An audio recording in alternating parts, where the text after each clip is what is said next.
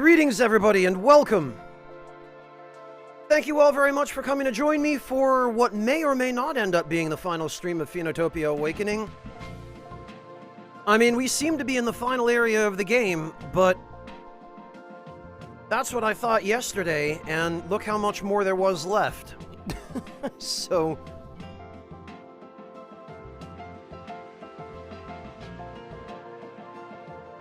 we'll see what happens, but at this point I don't think it's fair for us to develop any expectations or preconceptions, because this game has consistently subverted them. Hello, Echo Drop. Hello, Harel, Nobleman, Tramer.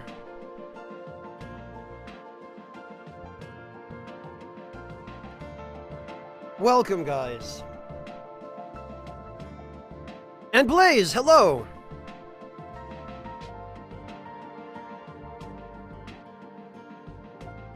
Well, that certainly is the case, Echo Drop. My only complaint is that quite a lot of the time that I've spent yesterday, anyway, not so much before yesterday, but yesterday in particular, was just going out of my way and,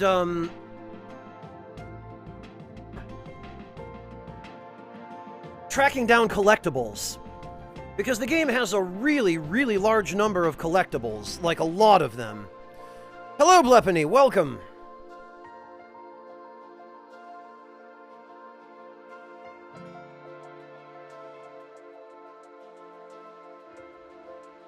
And I think some collectibles are fine, you know, there's a certain level of, yeah, you have to go out of your way to find stuff that I think does benefit a game, but when it's just a gigantic collectathon and there are like a couple hundred minor side things that you have to go get in order to fully max out your character for whatever reason, that gets tedious after a while. And when we look at our progress, we've got 82% of the heart rubies, 91% of the stamina gems, 89% of the moonstones, so we're getting there. But there's still quite a bit left for us to find, because these percentages really represent fairly high numbers, all things considered. Well, Tramer, it's not nearly as bad as, say, Horizon Zero Dawn, where there's just a massive pool of collectibles, and if you want 100% it, you've got to find them. And Horizon was a great game in pretty nearly every other way, but just the number of collectibles that you had to get if you wanted to 100% it was staggering.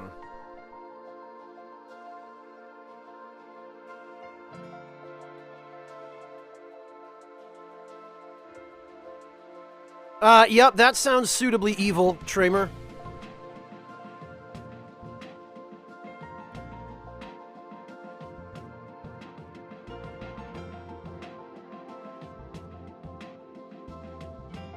So all of that to say, I may or may not be going out of my way to find all the rest of these things.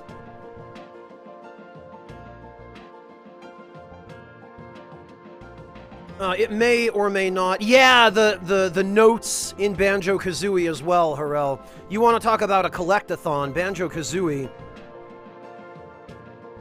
Now there was a collectathon.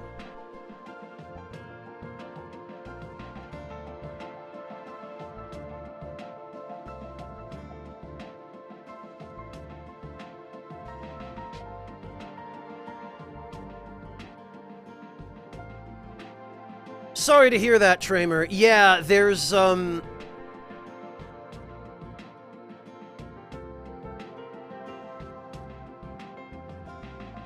are always optimization issues when you port a game from console to PC, or vice versa, really.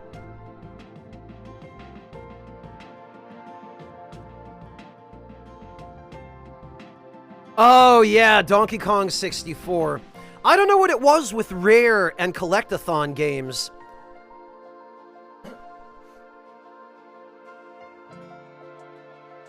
Most of what Rare made back in the day seems to be really well regarded today, and yet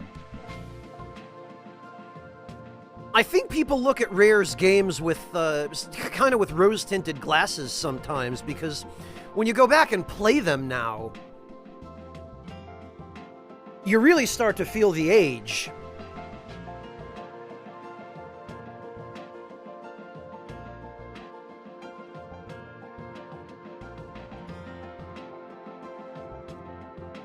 Yeah, Harel, the golden Skulltulas in the N64 Zelda games were rough, but they were nowhere near as egregious, I feel like, as some of the other games, even of that generation, other N64 games.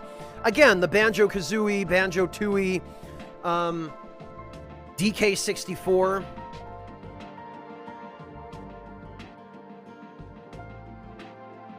I guess that was just the era of collectathons.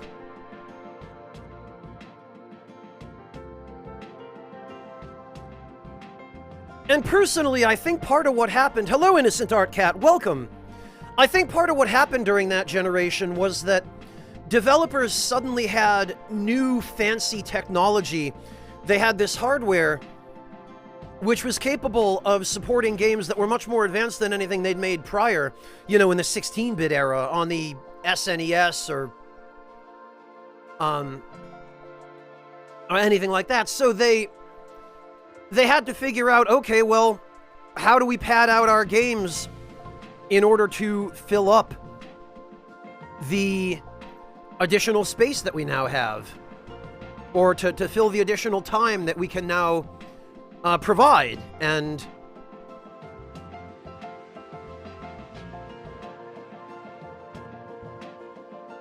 I guess for a lot of them, that was their solution.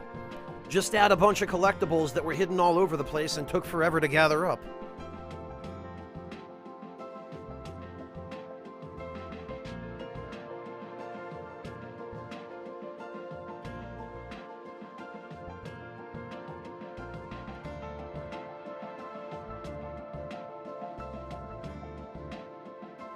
Yeesh, Tramer, that sounds bad.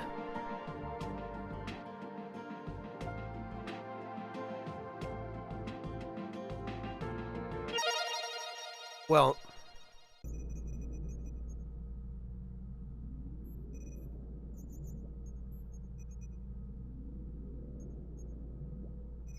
let's get to it, shall we?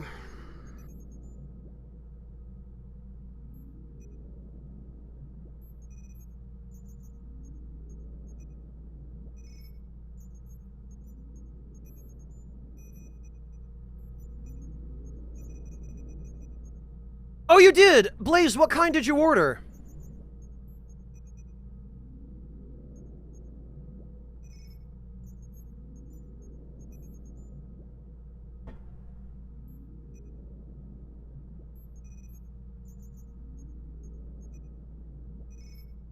Echo Drop, for goodness sake.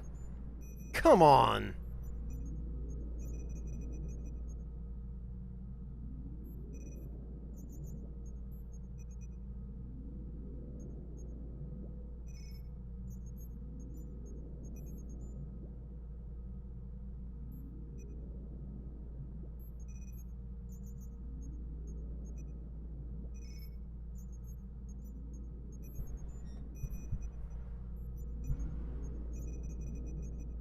Yeah, Harel, and they don't constitute half the content of the game. Majora's Mask, I think, did a reasonably good job of it because there were a lot of masks in that game to collect, but probably 2/3 of them were optional. So you didn't absolutely have to go get them, but for each one you got, there was a side quest, you know, a unique side quest that gave you some lore, some interesting cutscenes. And most of the masks had a use of one kind or another. Oh, excellent, Blaze Nomad. Excellent. Yeah, please do let me know what you think of those. I'm very curious to hear your opinions. Which one are you going to brew today?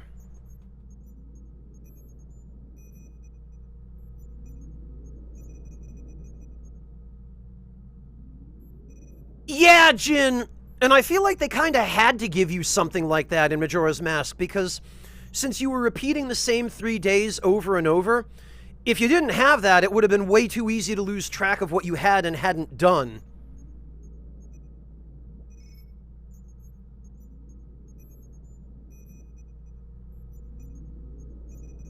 And fortunately, somebody on the dev team had had the foresight to see that while they still had time to add it. Oh yeah, they usually do give you free samples when you order from them online, Blaze.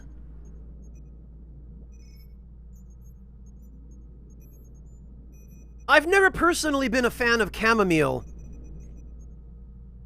but you might like the English breakfast.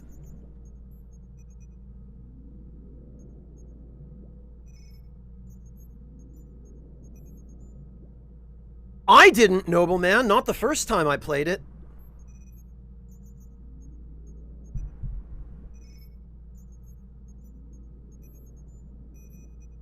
And you have to remember, Nobleman, people use guides maybe now, but...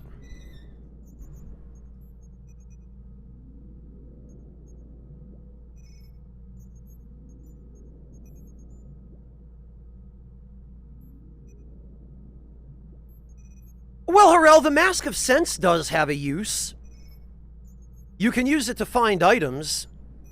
But yeah, it's true, there are a few masks that are used for one specific quest or one purpose, and then when you're done with that purpose, they become useless, sure.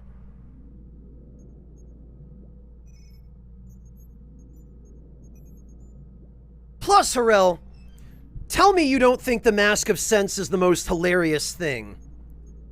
Tell me you don't just love the image of young Link standing there with a big, dumb moblin face, just schnoofing around, making pig noises.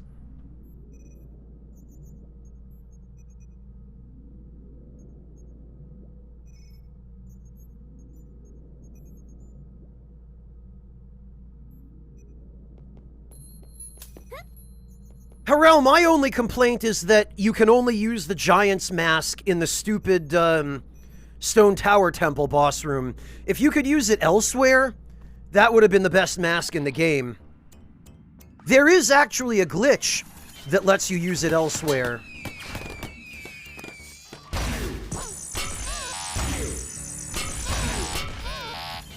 But it can crash the game, which I guess is why they don't let you.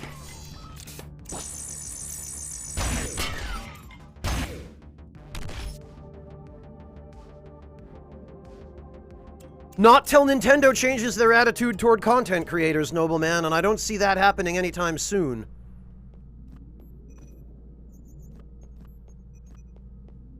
Oh, okay, we can buy Nutrifood. Great.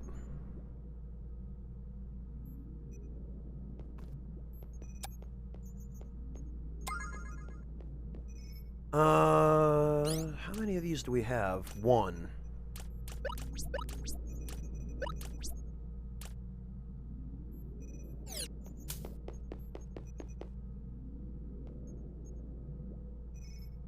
Yeah, Harel, and the Fierce Deity glitch is great, because that doesn't crash the game, typically. Yes, Echo Drop, it is. Nintendo does not care. They'll go after you no matter what platform you use.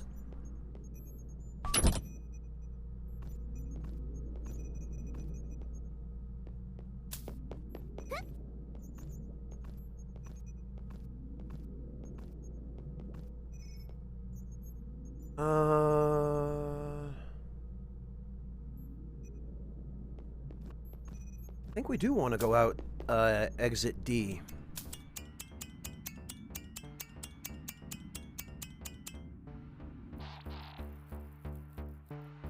Wait a minute.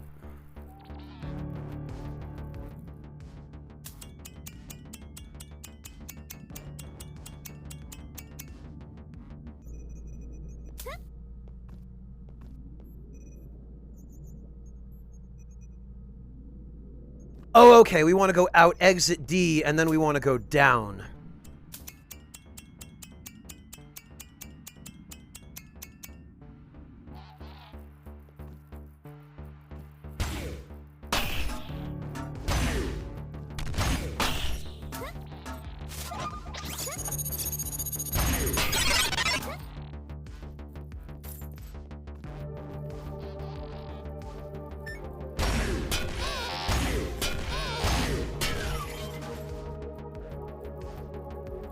Okay, yeah, this is what we were dealing with the other day.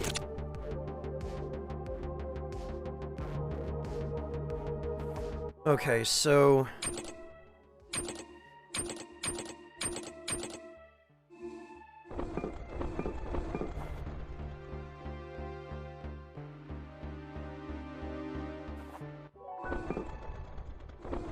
Okay, these are both synchronous, so they're in the same position at the same time.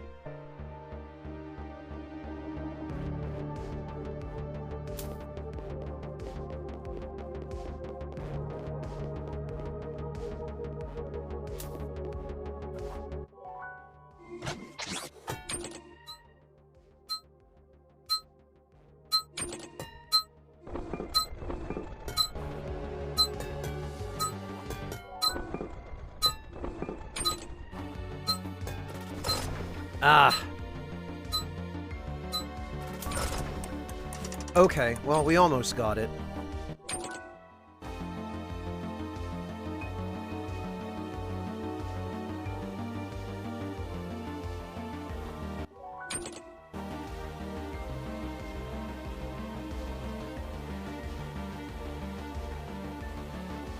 Yeah, Blaze, this is a surviving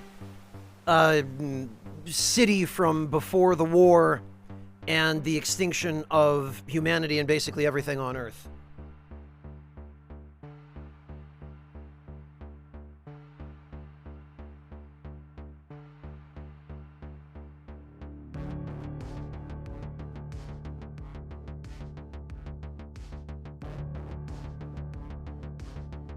Hey, Reverend! Welcome!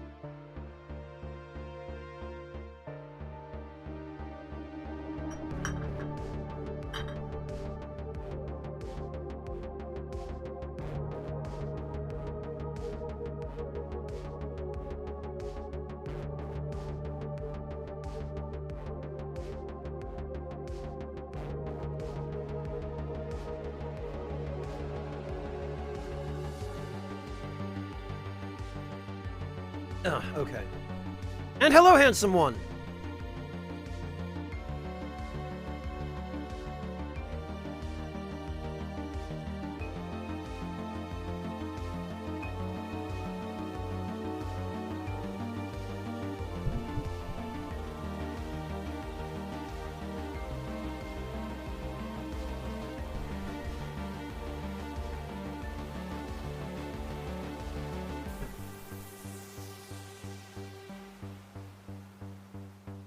Alright, so I need to figure out what sequence of events I have to actually perform here before I perform it. So we let the top mine cross that gap. Then we hit left, down, up, down, left. Okay.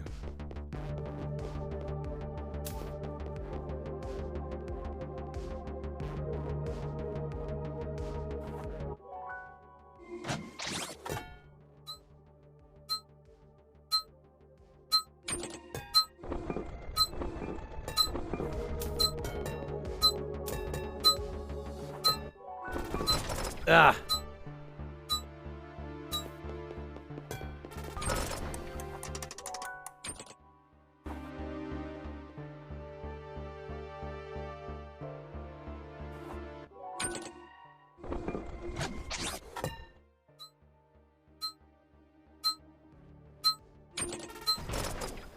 What?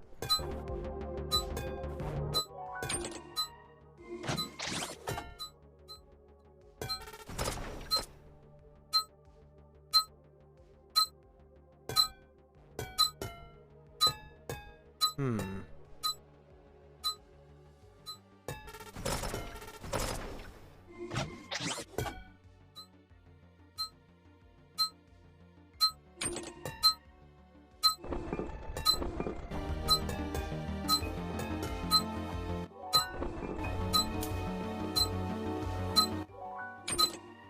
There we go.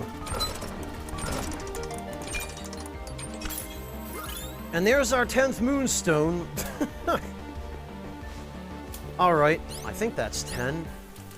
Sure is.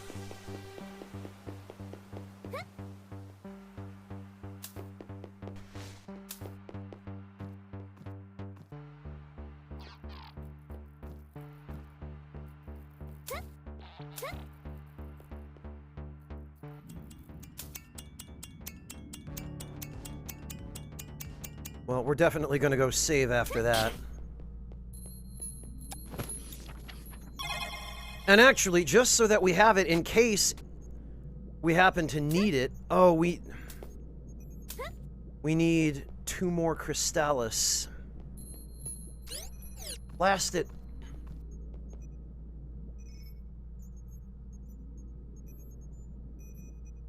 Okay, so where do we get 2 more Crystallis? We can't use the ones that are behind us, because those are keeping the doors open on the way back.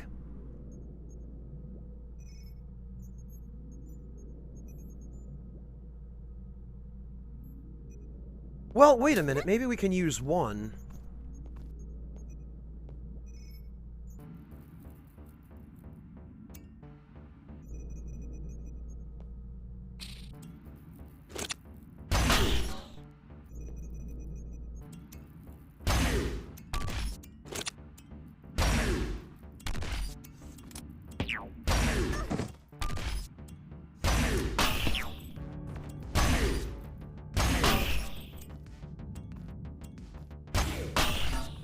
Much obliged. Tyrannex, thank you for the resub. Welcome back.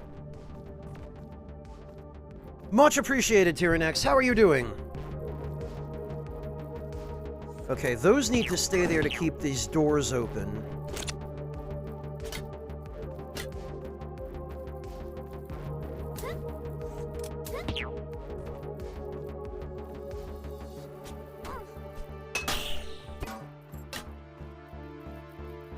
There was another one up here.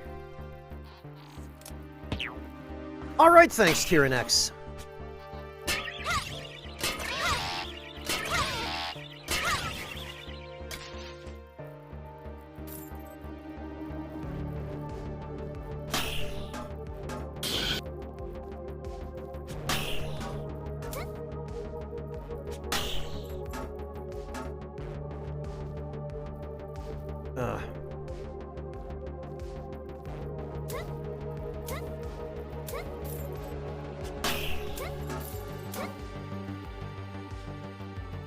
Oh.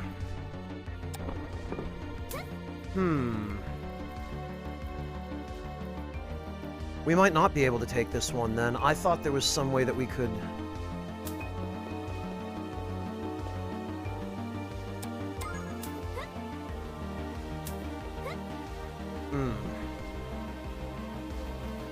Hey, Katamai! I don't know, Harel. I like it. It's nice not to have to charge it before you use it, but that you can still get an explosive long-range projectile out of it.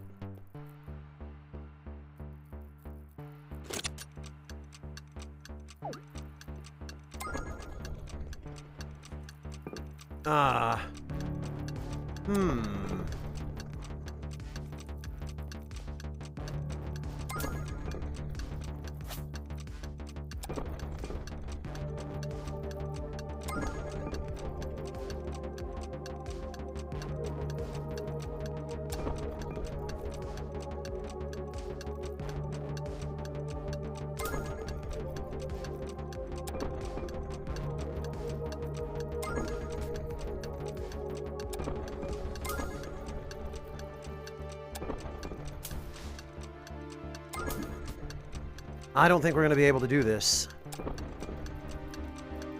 Unless...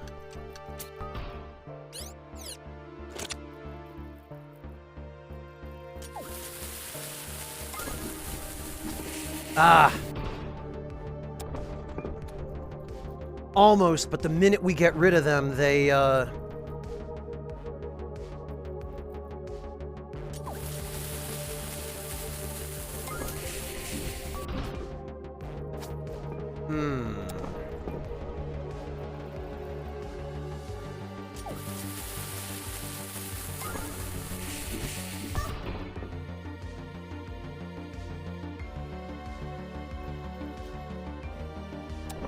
Well, this clearly isn't intended, and we might be able to make it work if we stay here long enough, but I don't really want to take the time.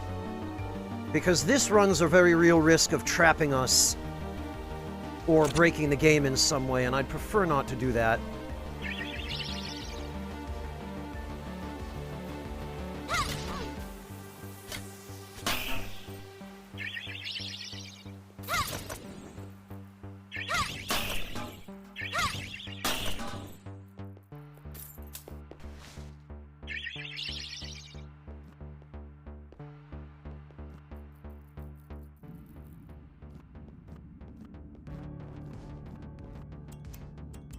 Yeah, Harel, as was I. I get the impression it might be possible, but it's probably a bad idea. Because I know sequence breaks that can trap you. I've done enough of them myself, and that's clearly one with at least the potential to get us trapped, which is not what we need. Alright, so it looks like if we go this way, there's one spot to put a Crystallis.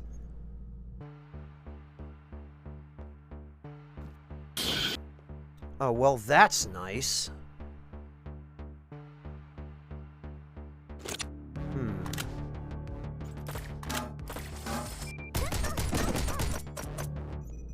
Okay, fine.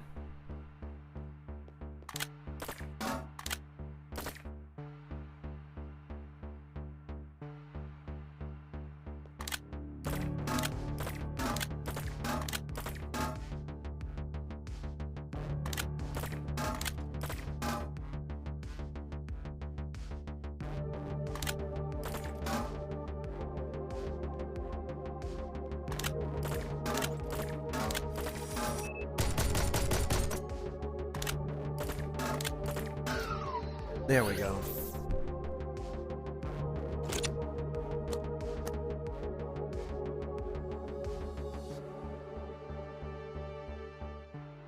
Really, Harel?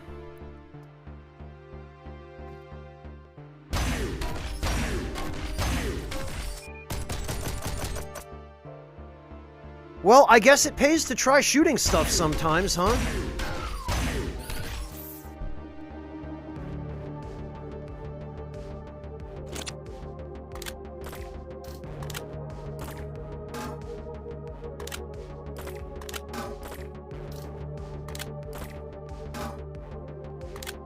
It's kind of silly how they just spin around when you shoot them.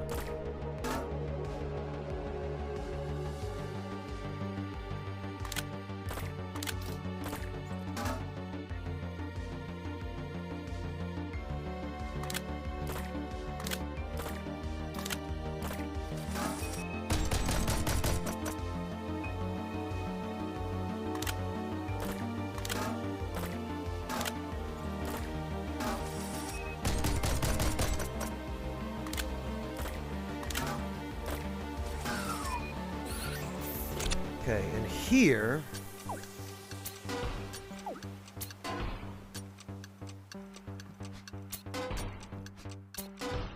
Probably easier just to do this.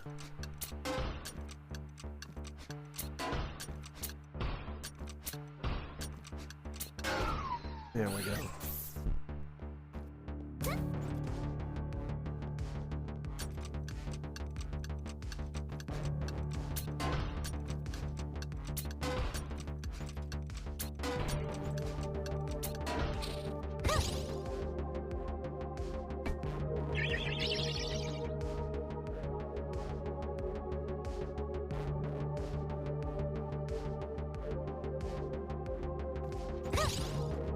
Oh, well, they're not doing a very good job of it, Harel. I'm pretty sure the spinning doesn't actually lock onto you if it passes you.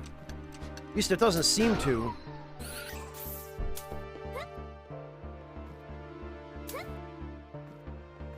What else we can do here is...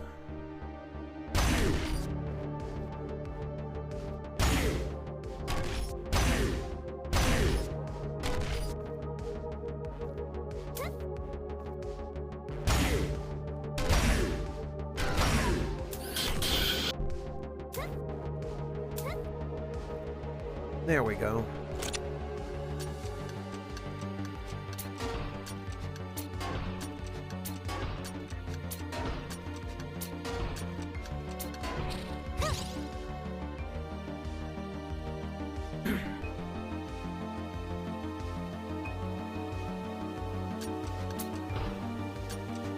Ah.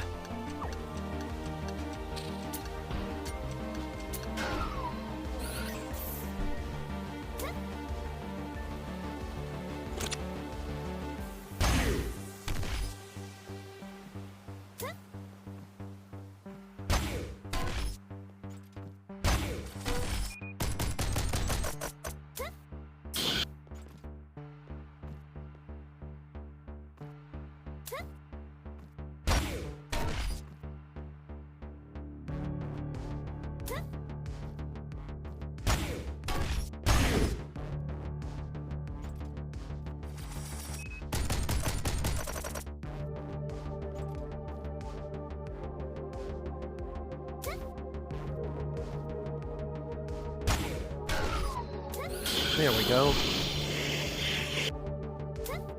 Okay, so actually, I think it's...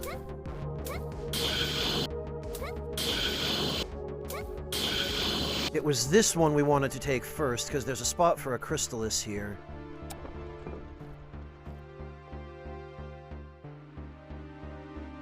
Oh, dear. Are these doors? No. Whoops. I'll tell you what, that life ring is really pulling its weight.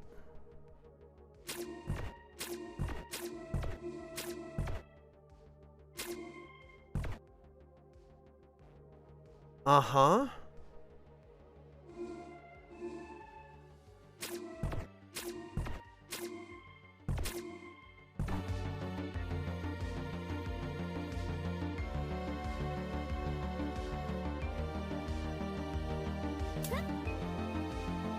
Oh, I see what I'm supposed to do.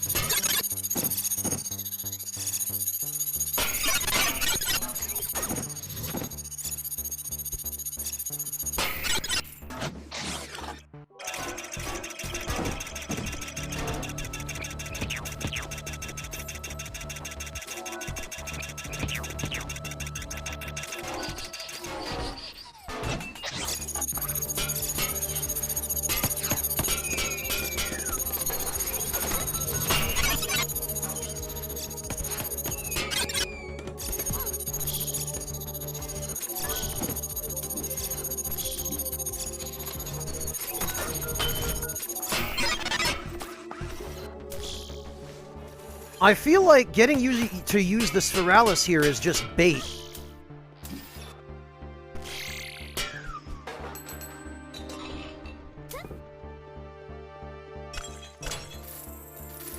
Oh, and it was just for money. Money that I have no use for now.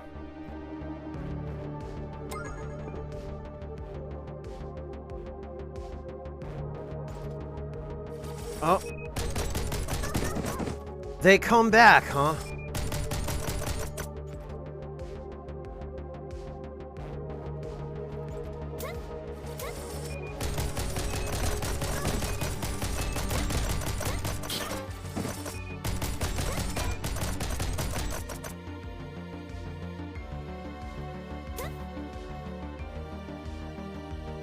Well, that's irritating.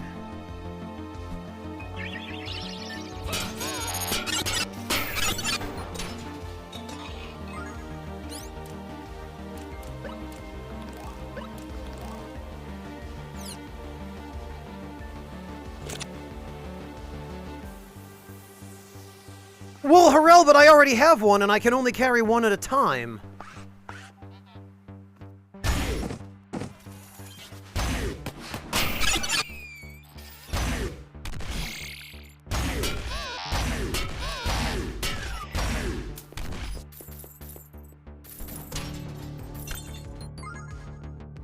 Miranda. Great. So there's not actually...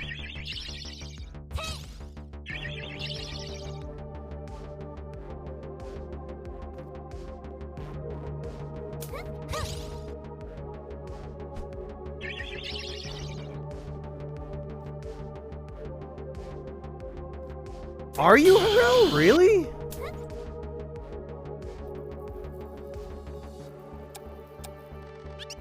Oh, we don't have enough.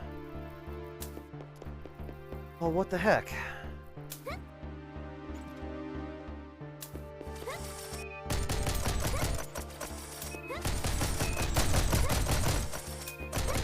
Okay, well, I guess it's a simple enough matter to get through there. The problem is...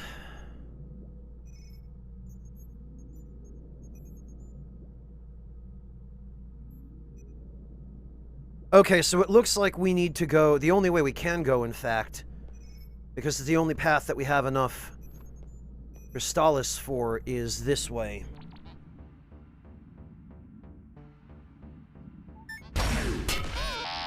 Whoops.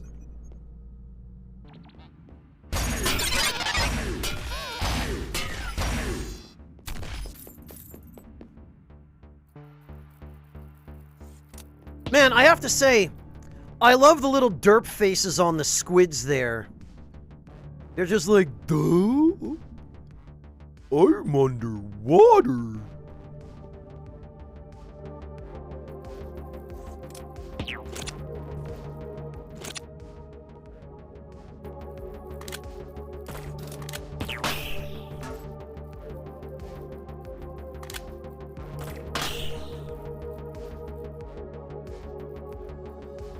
Oh, I can kind of see that, Reverend.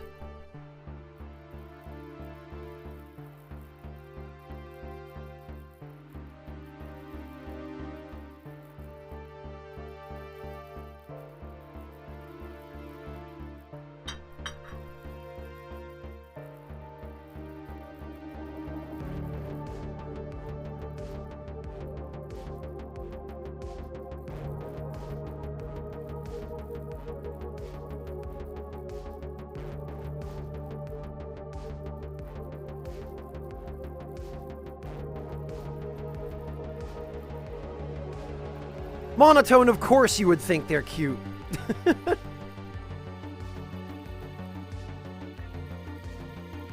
Really, Harel? So it was like some kind of super secret fishing spot or something?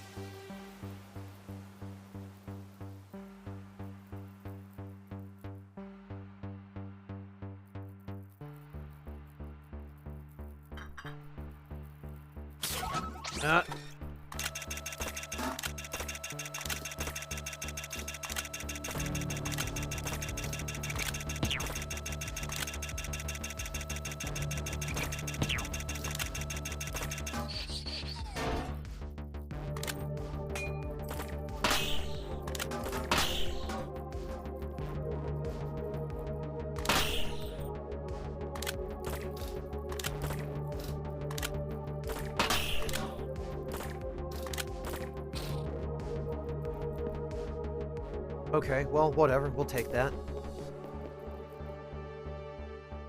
Oh, really, Harel? None of that was in the original.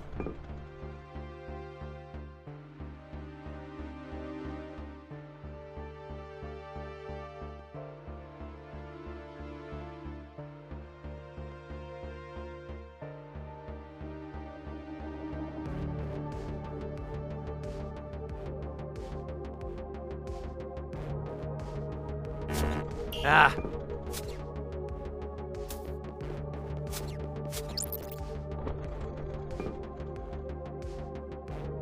Well, I don't know about real Hollywood spy antics, but...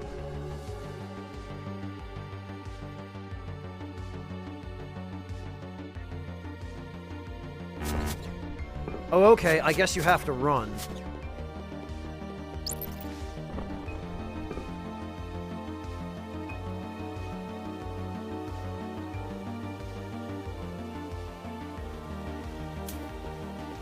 I guess you do, okay.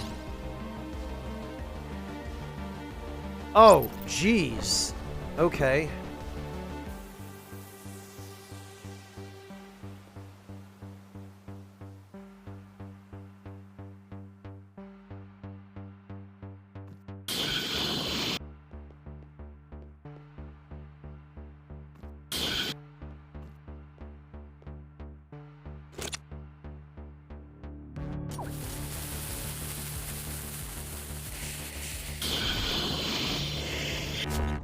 What? Oh, okay, there's another...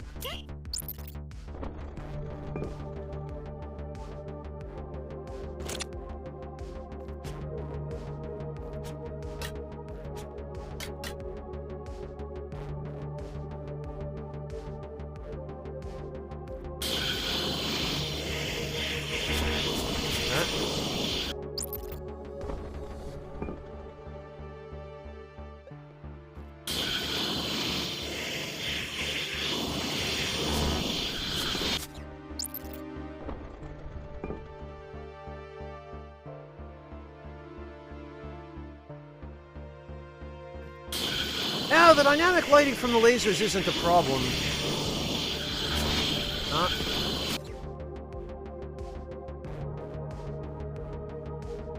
Well, actually, let's just see what's ahead. Okay. The second bit I don't think is going to be bad. It's the first bit that...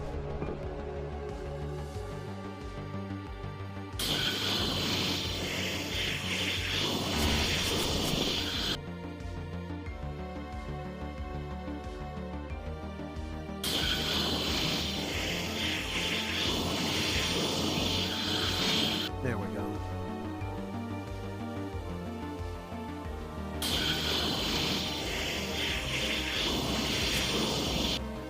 Ah.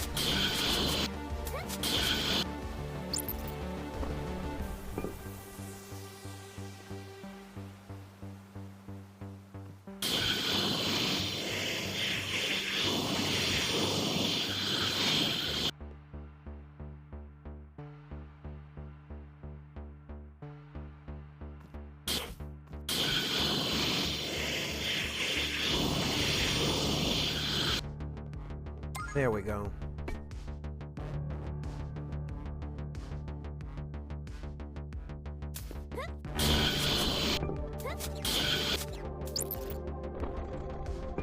Well, now we can...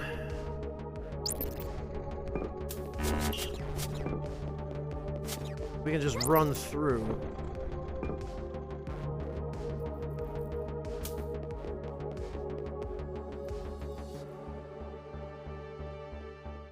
Ah. Another Spiralis section.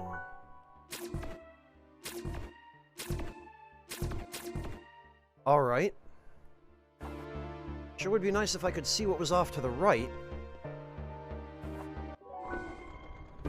Ah.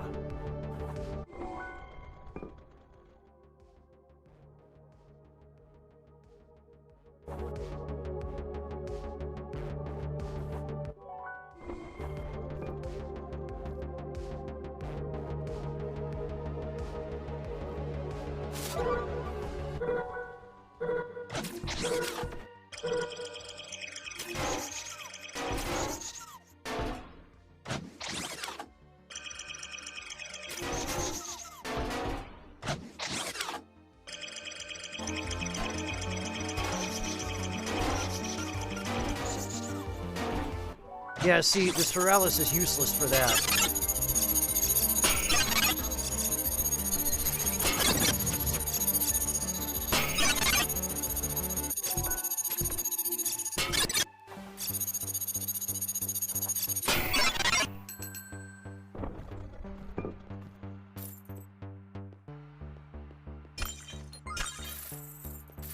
Just money. Okay.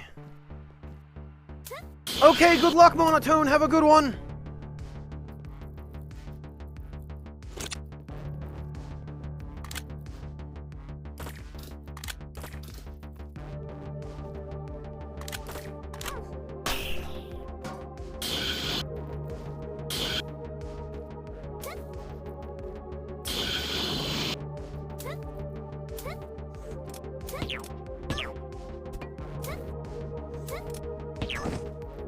Ugh.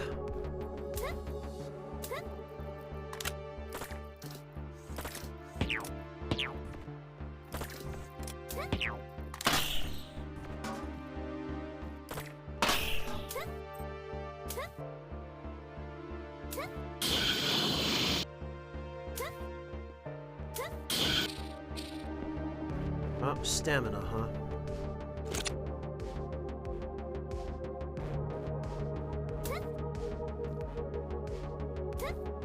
Yeah, it is, one of the characteristics of it that I really like is how smooth it is, Blaze, but,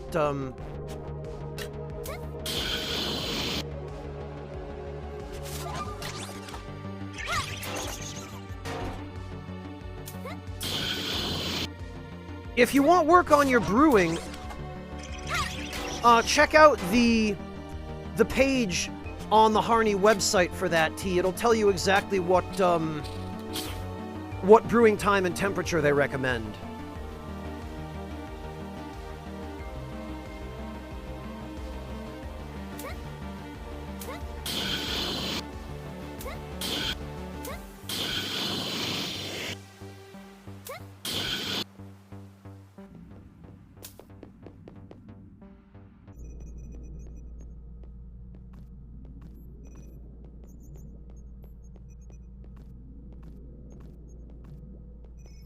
Alright, we have 2 of these now. We need 3.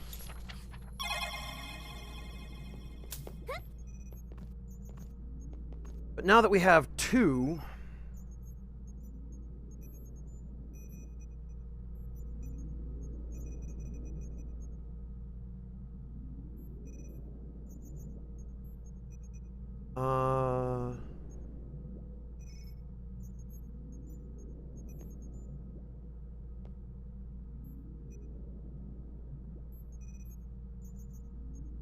That we have 2, what else can we get?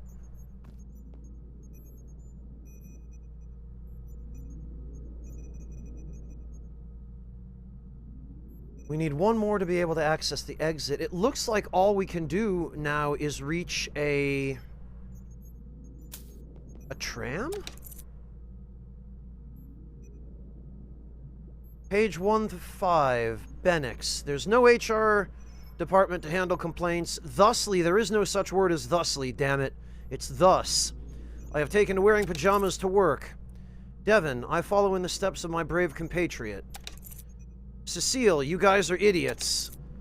Okay, this is actually pretty nice. One of us, one of us.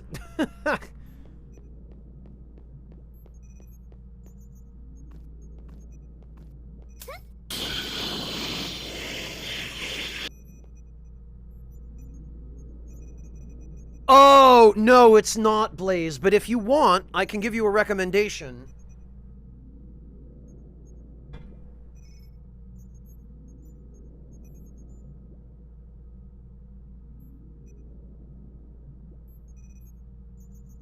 Hang on a moment. Let me pull up a link to that.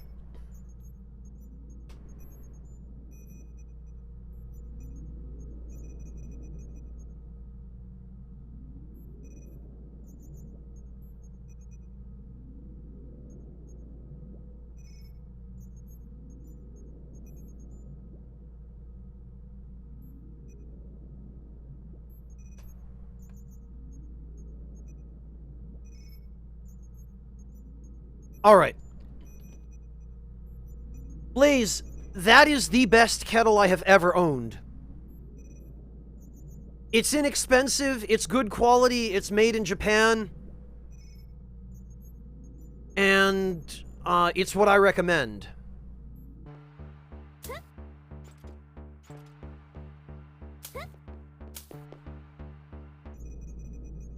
let me just make sure that we're going the right way. So yeah, I guess we want to take path A.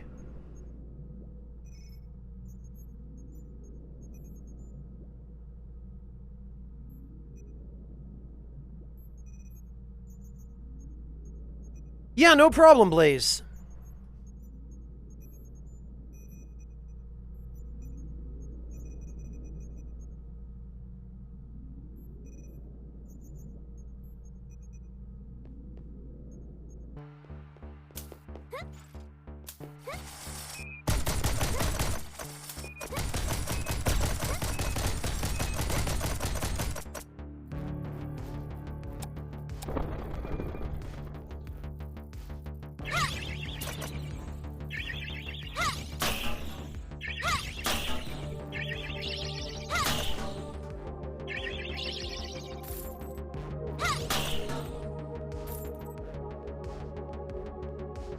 That says exit.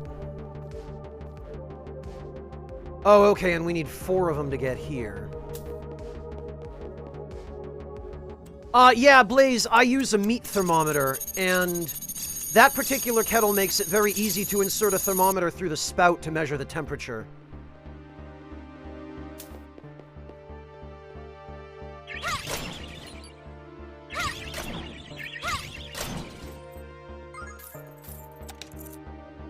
Somehow I ended up locked in the wrong section of Eden without the proper clearances. I tried to reason with Mother Computer to just open the gate, but she said she could make no exceptions. To get back to the lab with proper clearances, I will have to ride this rail car to Megalith Fields and go the long way around, and then reverse. This is going to be a long detour. Whenever I fall into the trap of thinking Mother Computer might actually be kinda cool, she reminds me that she's just a cold, unfeeling machine. Hey, Fontes!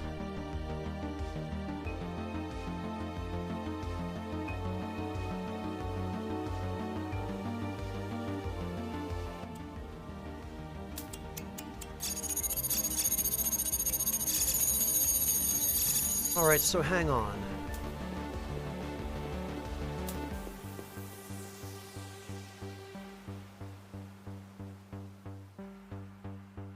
We put these here. So I guess we have to loop back around using the rail car in order to...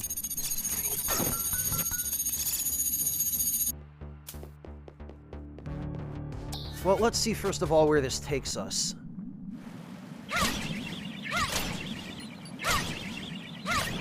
Oh, a moonstone, huh?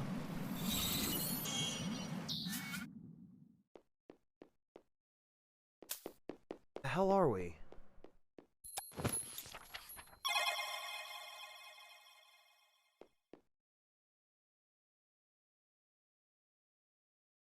Restricted. Something perish. Huh?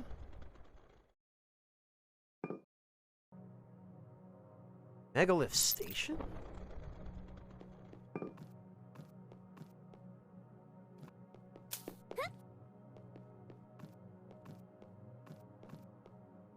Ah.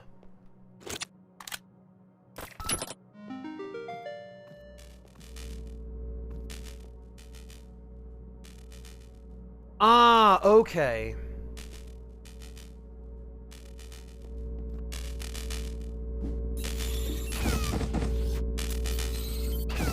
Ah.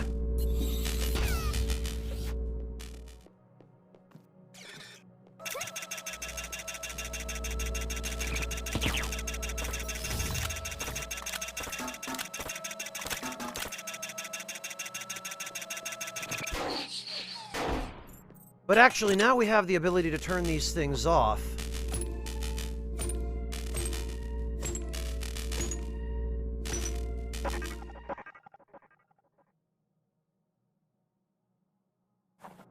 Come to think of it, I think the moonstone hint we were given...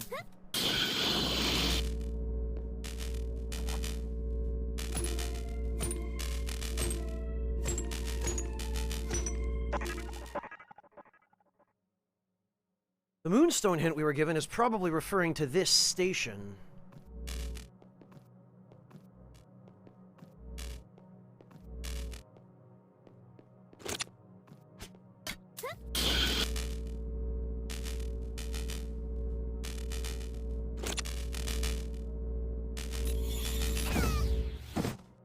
Oh, these just can't be turned off.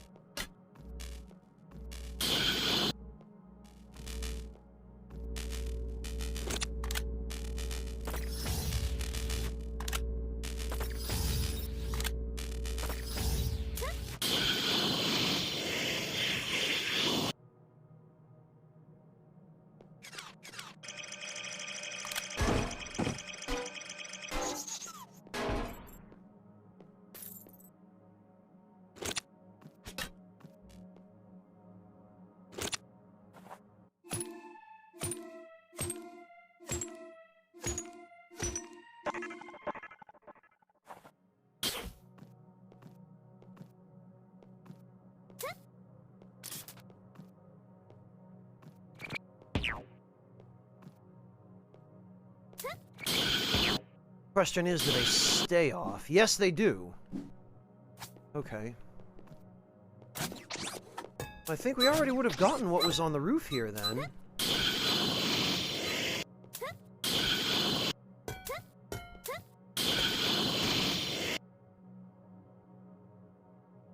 Yeah, I guess I see that now.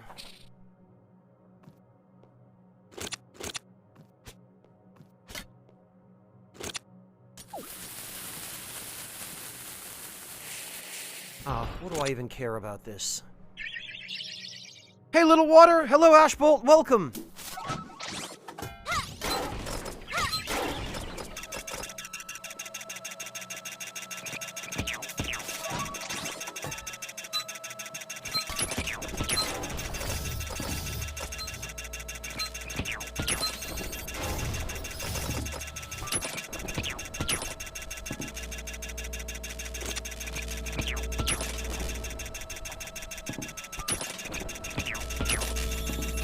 Oh, I see what's happening.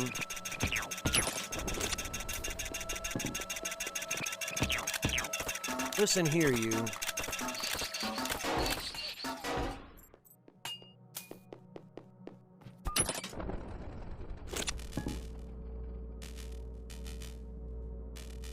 Ah, thank you, Little Water. I appreciate that. Did Marcus,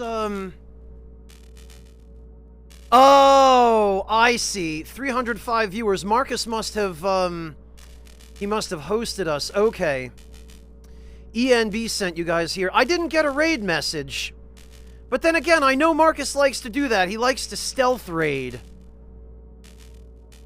Well, greetings everybody and welcome. Thank you all so much for coming to join me for this. My name is Franz, and I play video games on the internet, occasionally even well. I figured as much, Emperor. Yeah. Little Water, I didn't get a notification for some reason, and normally,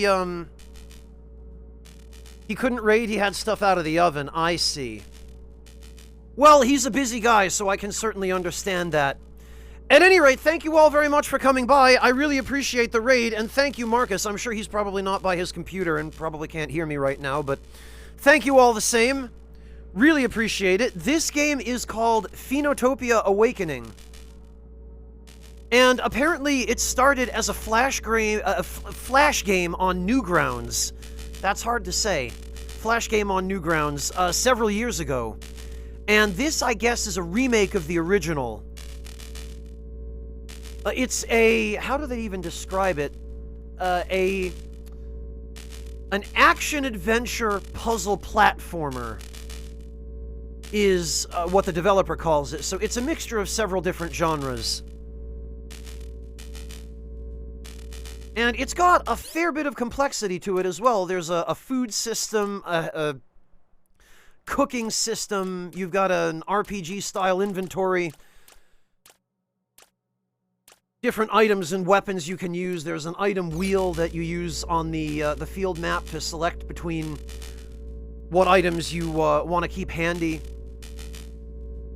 And it's based very heavily on the Zelda games. It draws a lot of influences from Zelda 2 especially, and also from Ocarina of Time, as you're about to see.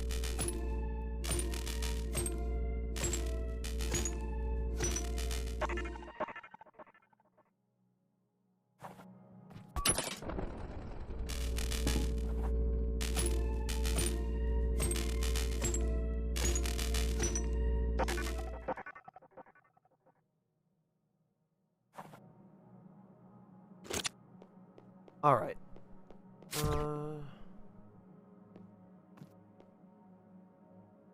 Actually.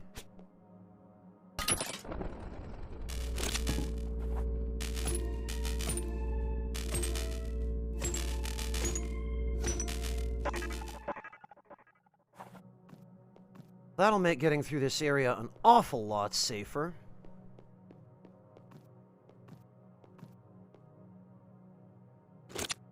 Question is...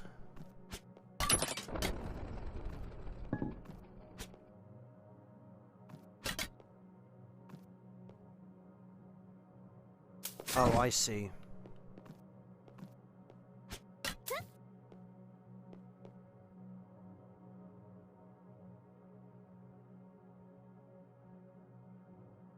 I suppose I can kind of see that, Ashbolt, yeah.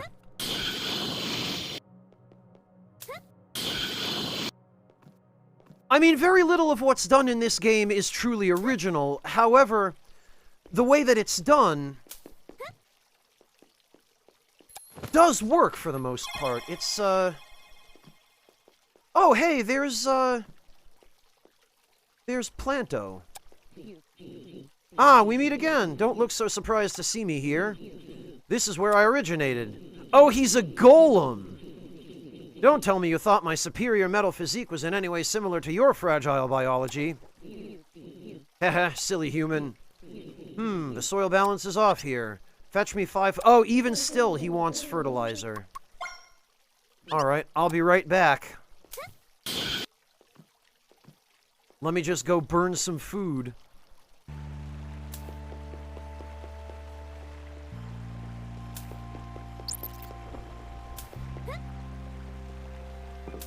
Actually, this is a good opportunity for us to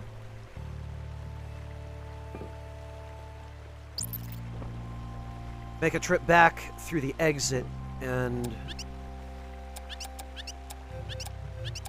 Okay, that's just the same dialogue as before. I think this is the exit. Yes, okay.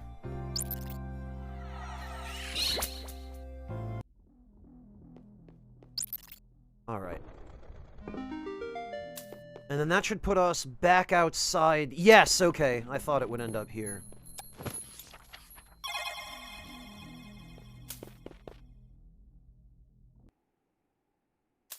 So now we can use the teleport station.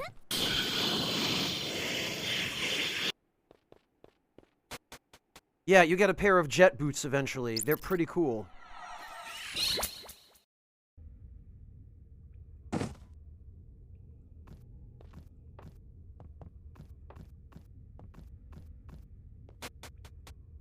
We can finally go hand the last 10 moonstones in to Thomas.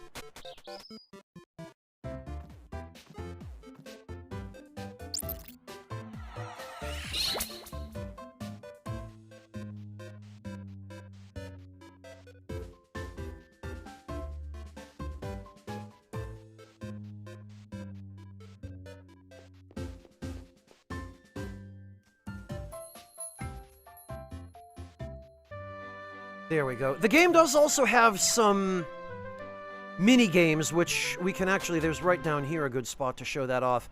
There's fishing as well. You can, Oh, I don't have it equipped. You can equip your fishing rod, which I guess I didn't equip. There. And you can catch fish. Which I'm actually going to have to do because I need some fertilizer, and you make fertilizer by failing to cook food.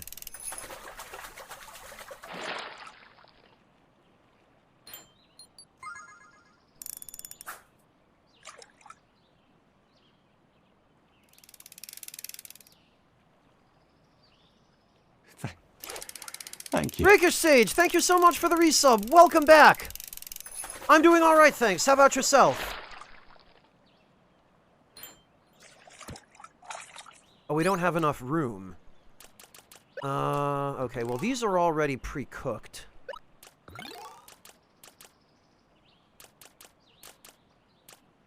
Oh, actually, this is perfect. We've got these... We've got the 4 roses and the 1 fish meat.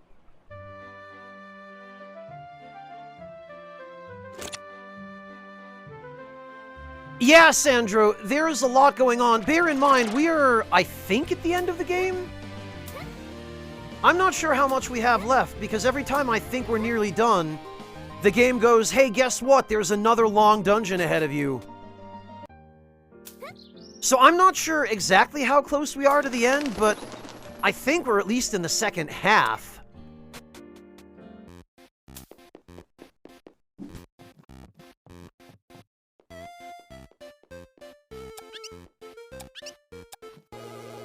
Right, so we're going to get the neutron lamp now.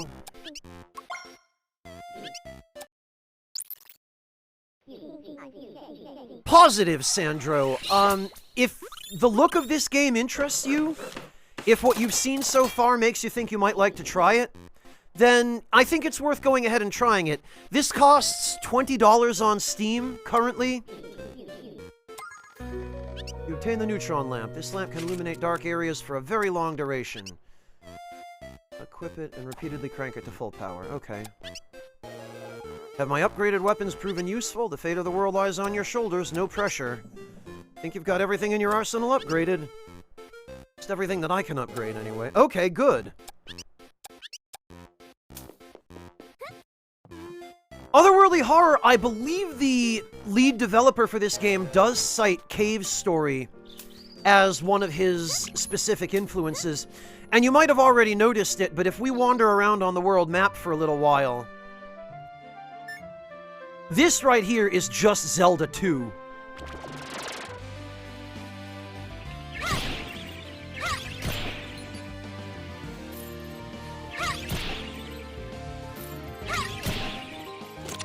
Except it's Zelda 2 with a lot more items.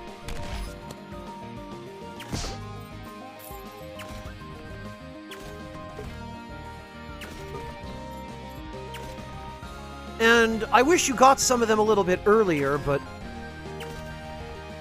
There are lots of cool things you can get. You can get this blaster that, that has 2 settings, which is both a spread shot and then a missile launcher, sort of.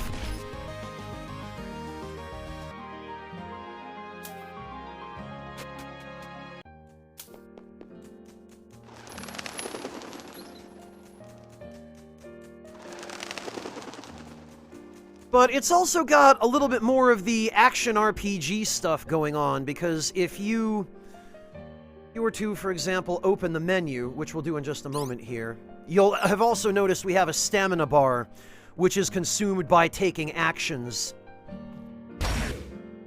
Like firing the gun uses it.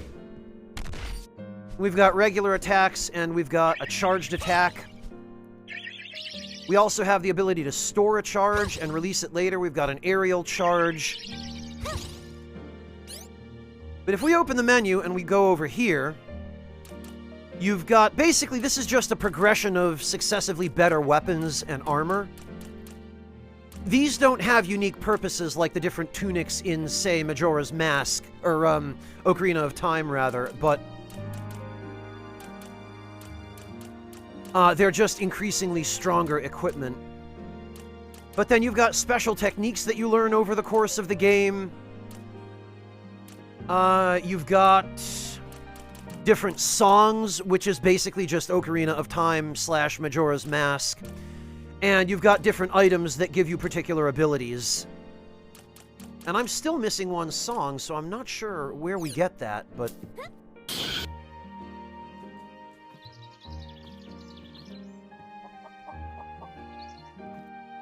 But then you've got a spear which can stick into walls or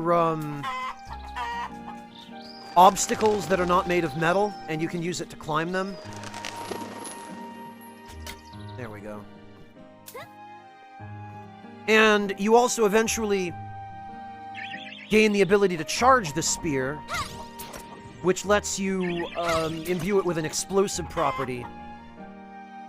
And you can then detonate it whenever you want, but you can also store the charge, launch it into a wall,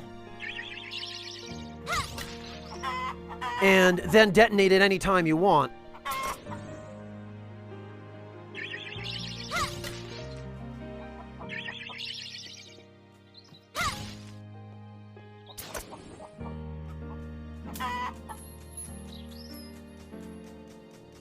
And then there's a crossbow, which can be aimed in any direction.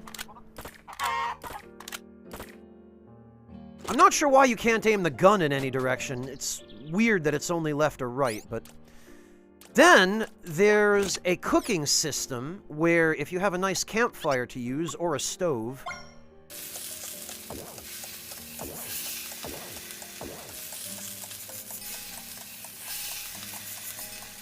you can cook them, but right now I want to fail to cook them because we need the item you get if you fail.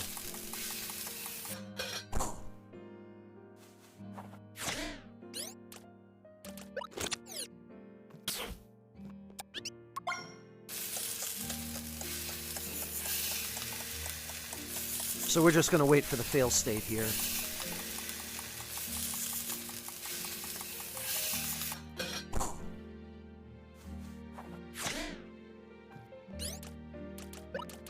We will combine these.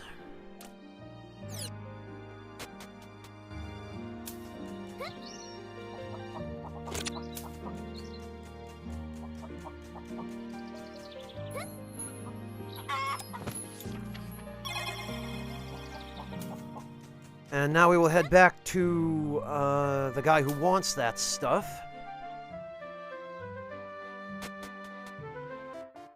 There isn't exactly fast travel, but eventually you unlock a network of teleporters that kind of do the same thing. They're close enough.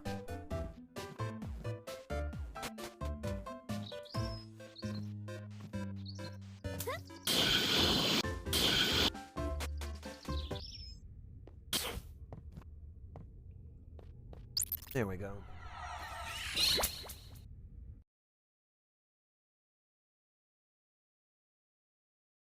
The one thing that is kind of unfortunate is that the audio balancing is a little bit weird, and you'll probably already have noticed it, but the sound of the rocket boots is quite a bit louder than just about everything else.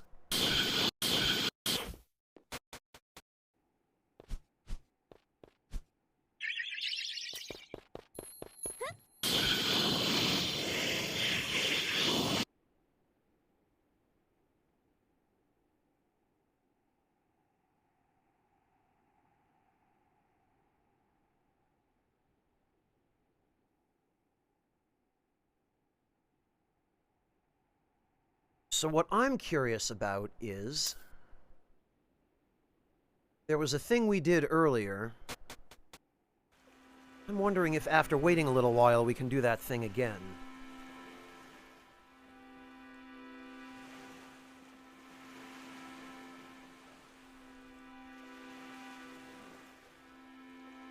This is going to require a fishing rod.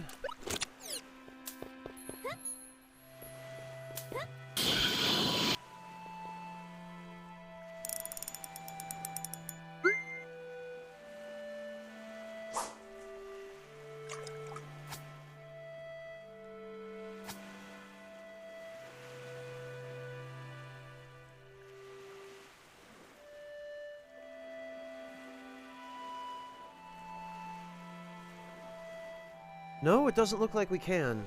Well, that's unfortunate.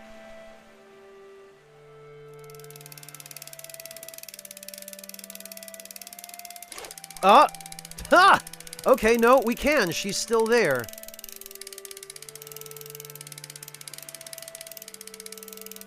I want you guys to note that she swam up and grabbed our lure. This was her doing. She chose this. Ow, you again? What is your fixation with my hair? I mean, I get that it's all natural and beautiful and cool, But grow your own! Okay, we can do it again. And we still get the Golden Dragon scale. That's fantastic. Kinda stupid, but fantastic.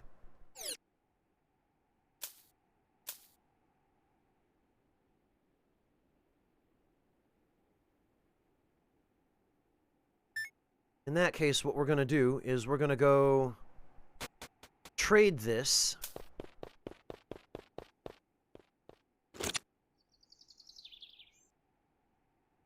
The reason I'm crouching here is because you eventually gain the ability to recover your stamina faster when you crouch, and it's also a defensive stance, which reduces the damage you take.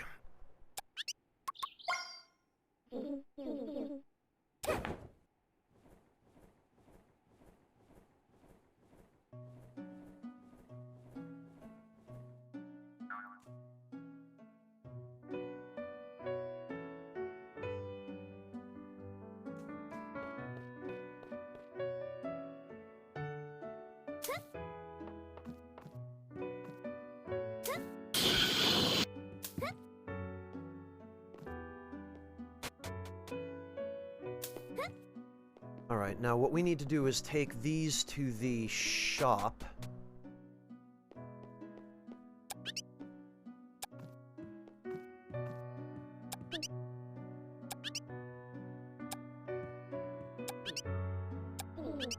Okay, so we're going to trade one scale for 150 Rin.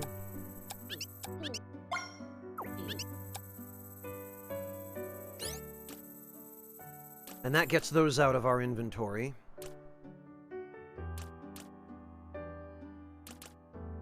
Oh, I forgot to go try to give this to the soldier who was in love with the hologram of her. Well, that's fine.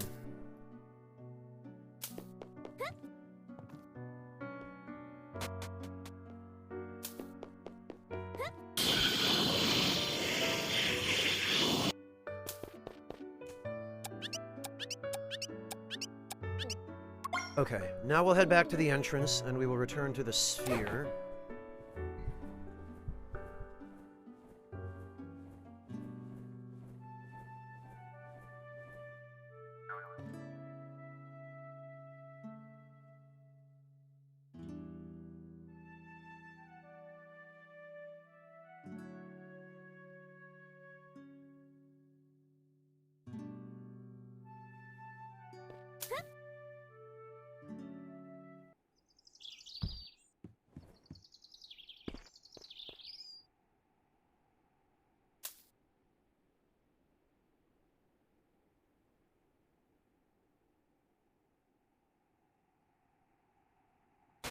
There we are.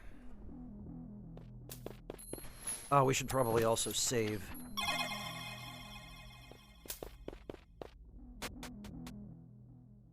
Alright, and now at least we can get back in without having to go through that megalith field.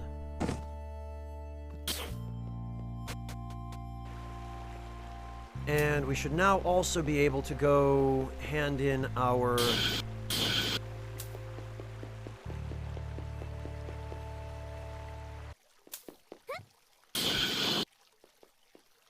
There he is.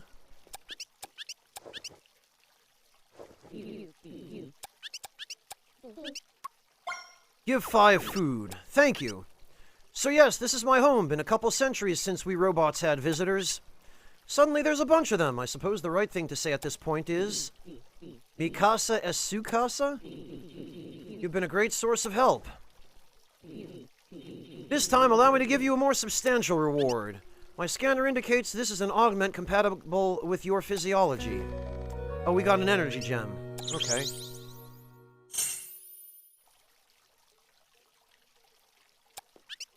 My creator gave me 2 missions. The first was to plant things, a wide variety of things. I've planted just about every kind of plant there is, from small shrubs to towering suns. His second mission was for me to discover humanity. It said that the first man was a gardener. Perhaps that's why he assigned me the role.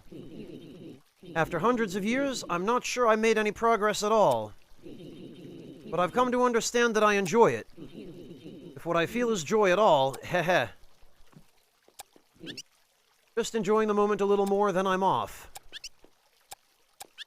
Oh, okay.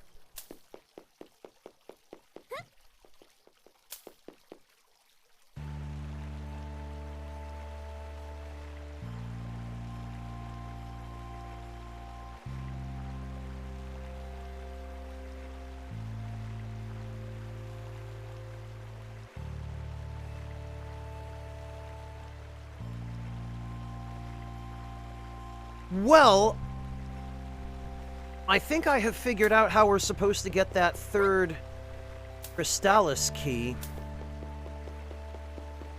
It's going to be a bit of a slog, but...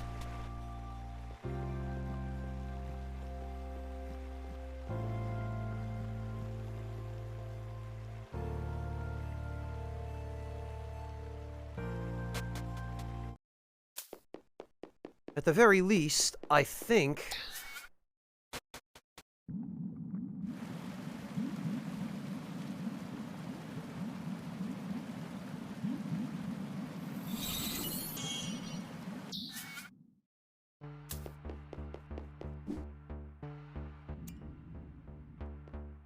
I think I know what to do now.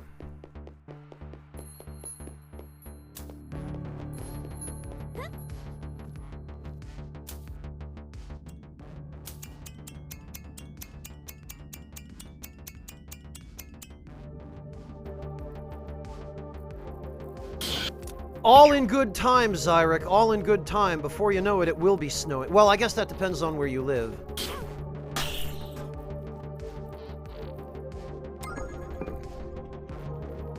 Yeah, so what we can do is we can come back here, grab that.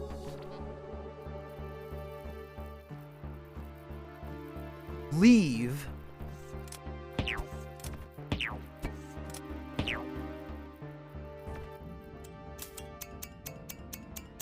Go back through the station in the megalith fields.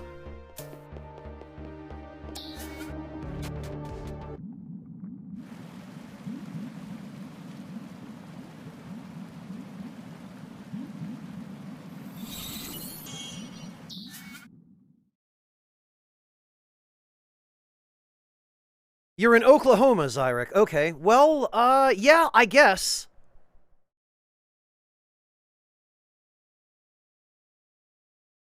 I guess it partly depends on your elevation, too.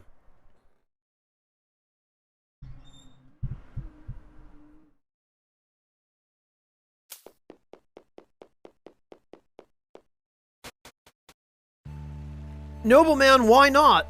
I mean, why would you be anywhere? That's just where he is.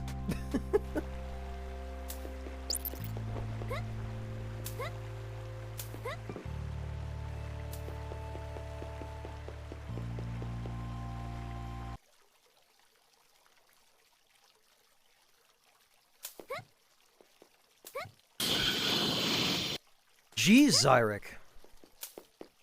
That's awfully warm for snow.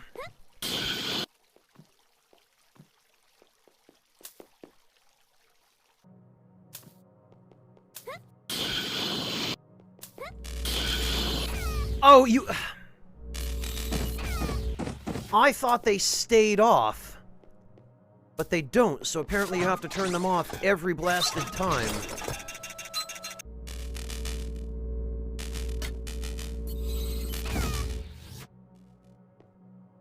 Okay, well...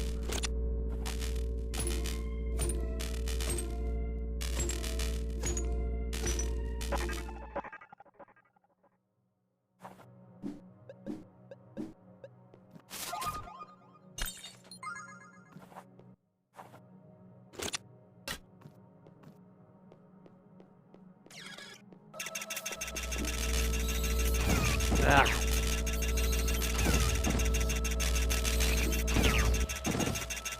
Who puts a train station in such a dangerous place? Whose brilliant idea was this?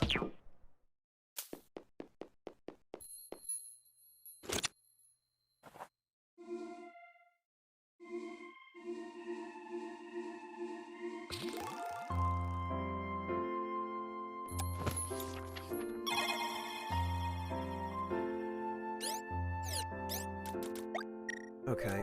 Now we quit to the title screen because there is a cooldown on that song. And if we quit to the title screen and reload, we reset the cooldown, which is 20 minutes, so...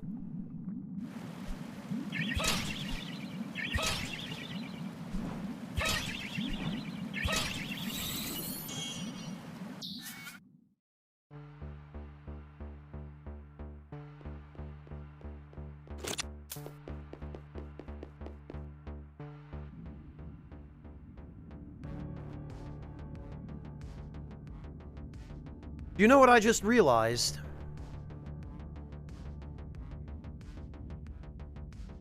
I just realized I should have gotten the other 2 Crystallis that were keeping the doors open on the path I took to get...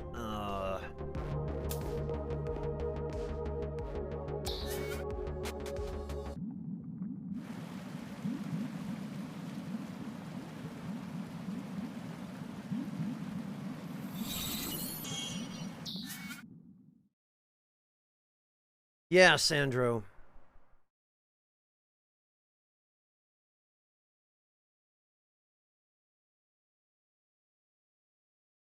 Walk you through what, Harel?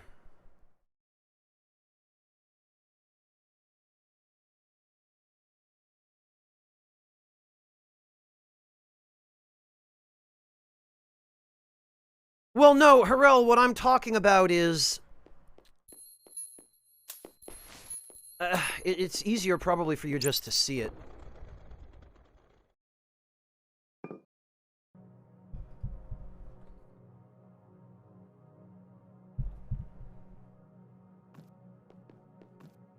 Because I looped back around so that we could collect a key.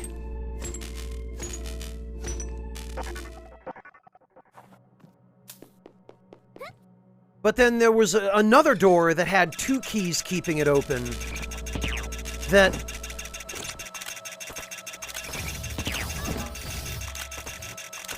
I should have taken the keys from as well.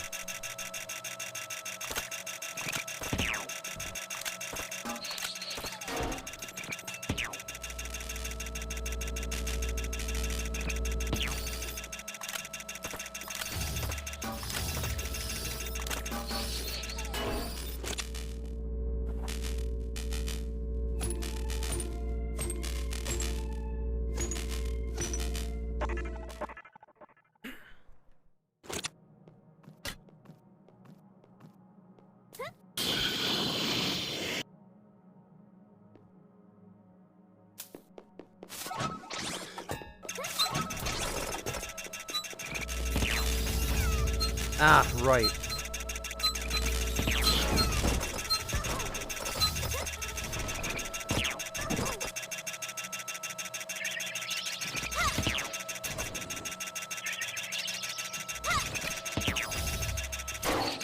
Got him.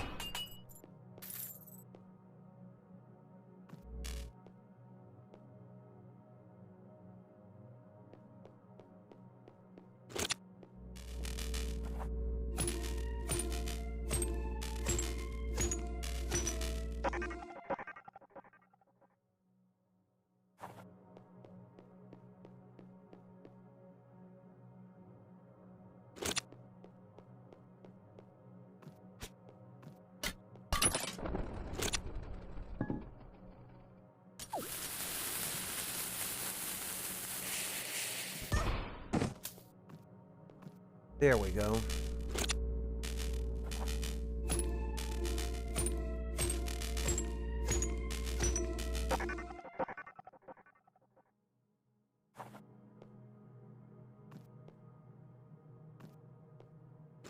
What we can do here is... I think we can get away with this. Yes, we can.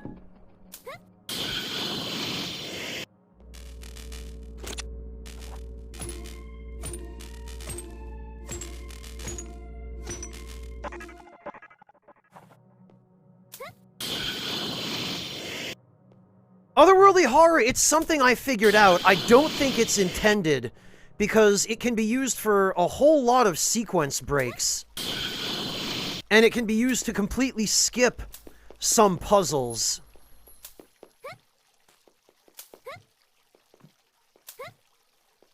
There's a lot of stuff like this, Otherworldly horror, where you use a bomb jump in conjunction with spears stuck in walls, and you can skip...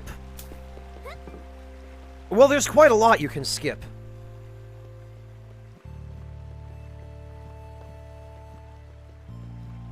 I discovered the bomb jump by accident, but upon further research, it turned out that it was already known, and it's something that speedrunners have been using, I guess, for a long time.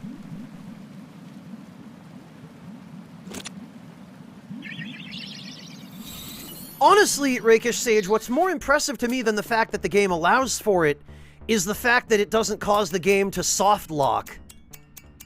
Because I've been using it constantly since I found out about it, and I haven't run into a single case where it actually got me trapped somewhere.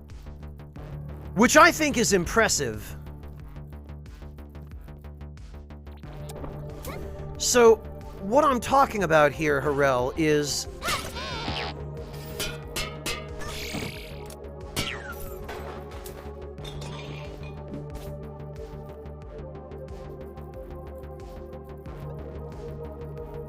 Gotcha, Sage.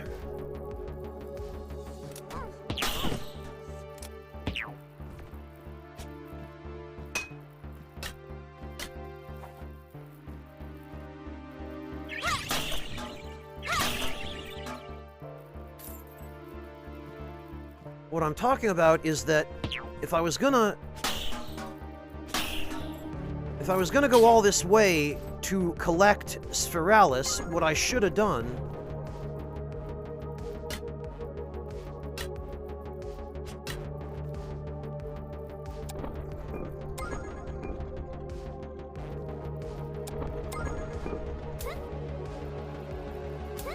was come and get these two.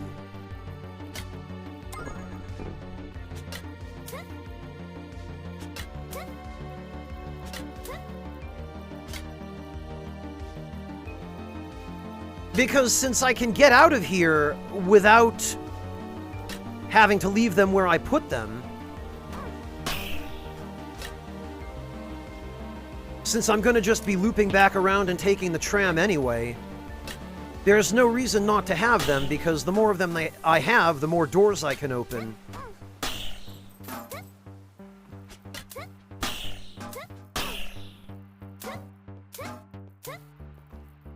So now, instead of having one that I can use, one extra, I've now got 3.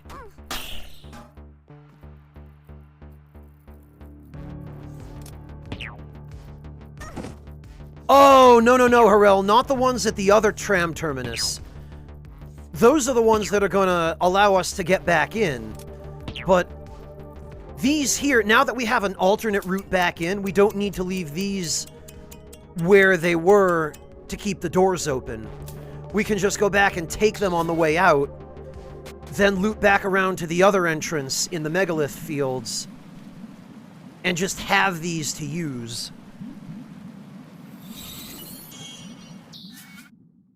I agree, Otherworldly, and one of my favorite things in games, regardless of what kind of game it is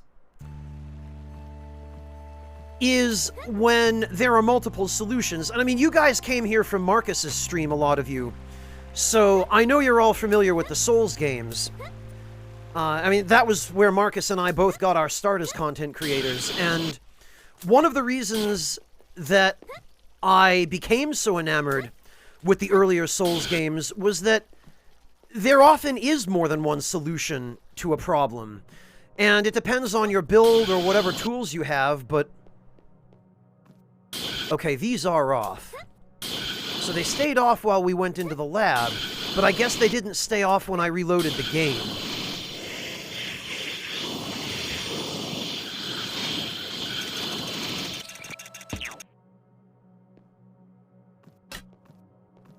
But yeah, I like it when you have more than one option for solving a problem or approaching a particular puzzle or situation, because it's nice to be able to actually apply your creativity in a meaningful way.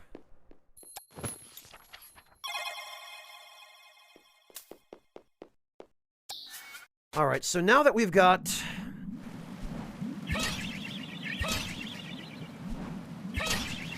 the extra crystal keys, we can head back in the way we came.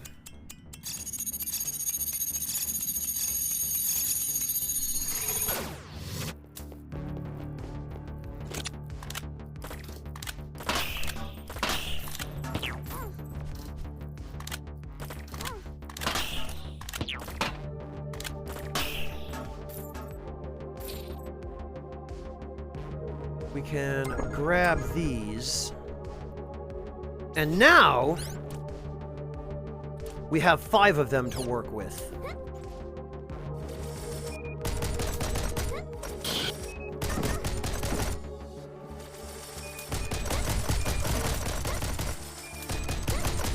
Well, I screwed up running through here, but...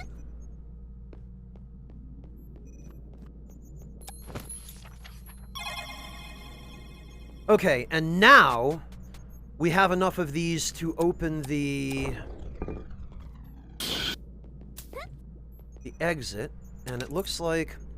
Grasso! We did a field excursion today. The kids have worked hard all year, and I felt they earned a nice change of pace. There's no replacement for walking out under the open sky. Of course, we were wearing our hazmat suits the whole time. The air is improving very gradually. If my calculations are correct, in 60 years the air outside will be safe enough to experience without suits. They'll be very old, but they can experience the clear blue sky and the gentle breeze on their skin once more. Haha, how's that for a going out present? So I guess Grasso was the senior scientist in charge here. Cecile was ambushed by a BT-43 today. Luckily, our wrecker unit intercepted just in the nick of time. They tussled for a while, but thankfully steel and metal won out. A BT-34? For the foreseeable future, I'll suspend all field excursions. The kids looked inconsolable. They'll have to get over it. Okay, so these guys had a wrecker accompanying them. On the topic of wreckers, I note that it has a glaring blind spot. When it moves in for a grab, you can duck and roll right under it. Ah! Luckily, BT-43s are so big, they could never access the blind spot. But a small being, someone of about Cecile's height, could roll under it, provided the right timing. Oh, so the BT-43 must be a Wendigo. Why bring this up? Well, we discovered a baby BT-43. Maybe we wandered into the territory of its family. Still, a baby BT-43? Such a thing shouldn't be possible. I'm perplexed. Okay, no. I guess a BT-43 is some sort of organic monster, so... maybe an Arbor?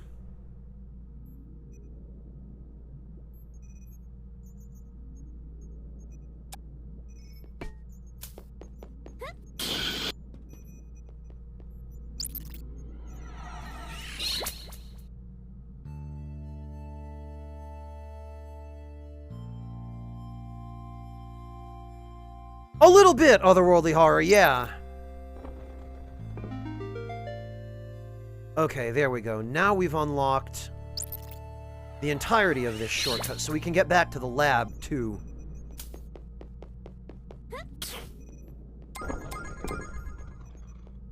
It's a shame you need 3 of these things to open that, but...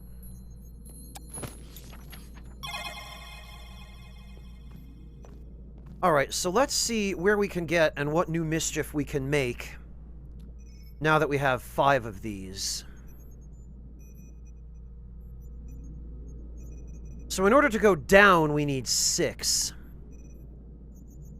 We could go to the lower right, and there's another one down there, and that would be our 6th. It also looks like we could go to the center left.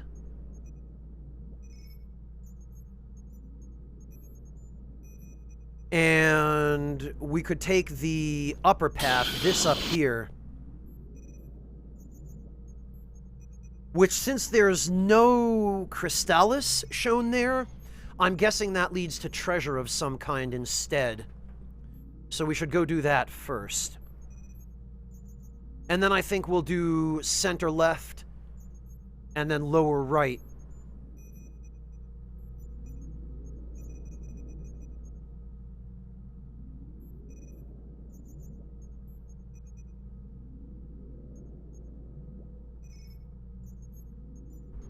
Yeah, okay. I think that'll be the plan.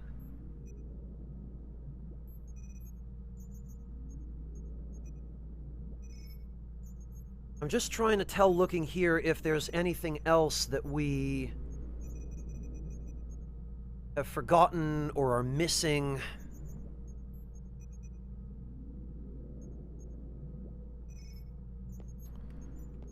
Okay, I think we've done lower left. Alright, so we're going to do upper left first.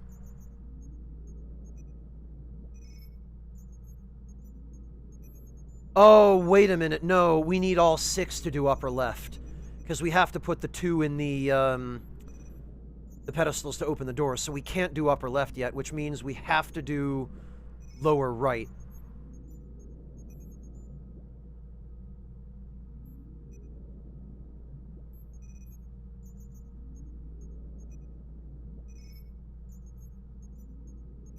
It's a good thing I took a second look at that.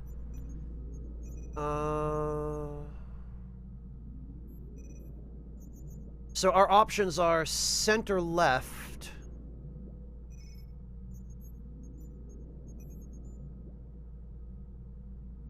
and lower right, which it looks like we could do either one, because they just require 5.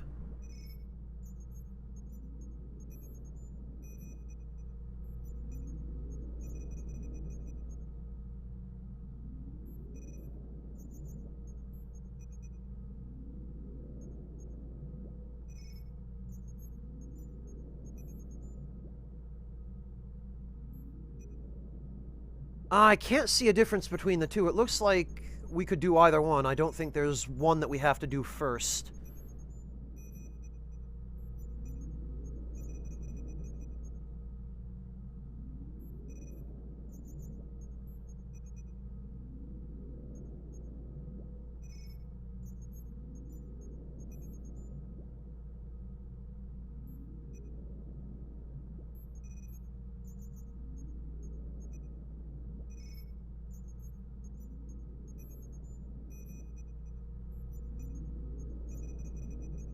Okay, let me just finish my tea, and then we'll start with center left.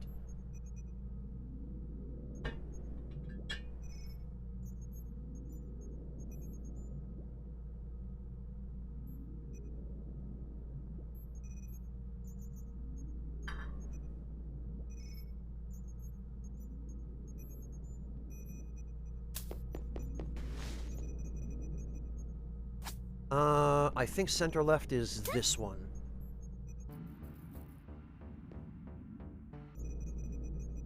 Alright, and I guess I'd better switch weapons before we tackle that.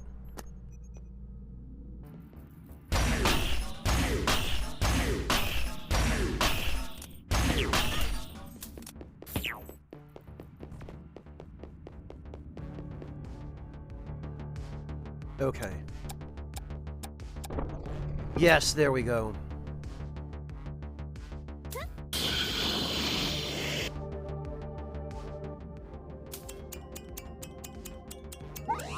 Oh, God.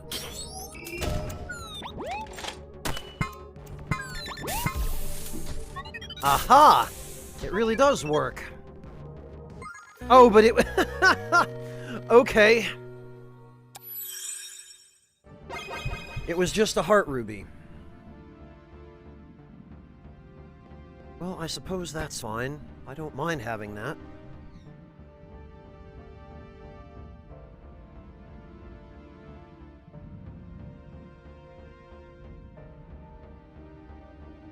Doesn't look like there's anything else secret in here. It looks like it was just the gem. And typically, rooms that have heart rubies or energy gems in them don't have any additional secrets, so I think we're fairly safe in leaving this one alone. Oh, he's going to be at the other end this time. Yup.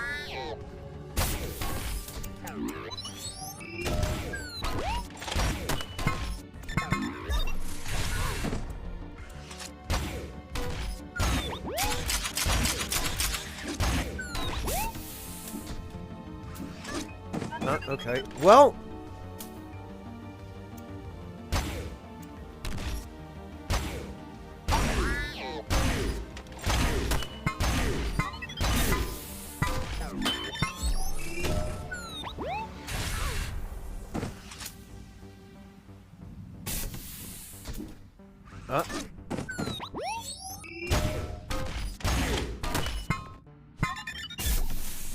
Ah.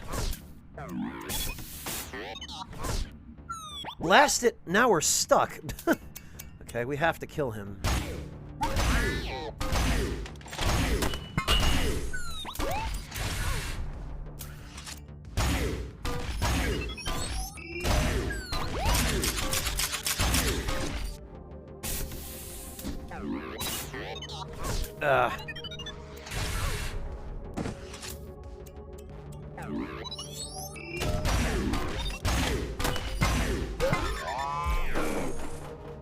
There we go.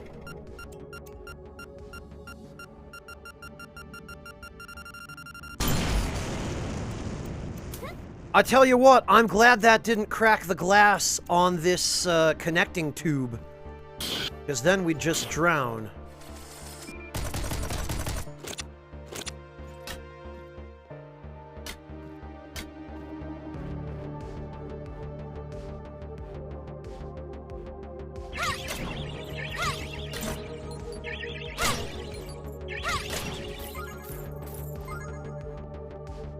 Okay, that was just food.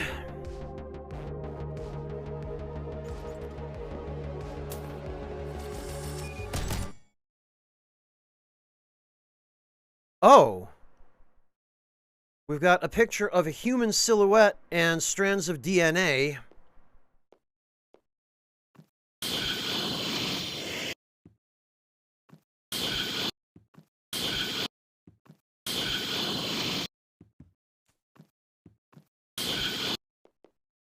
And we've got doors that lock, so I'm guessing once we take the key here...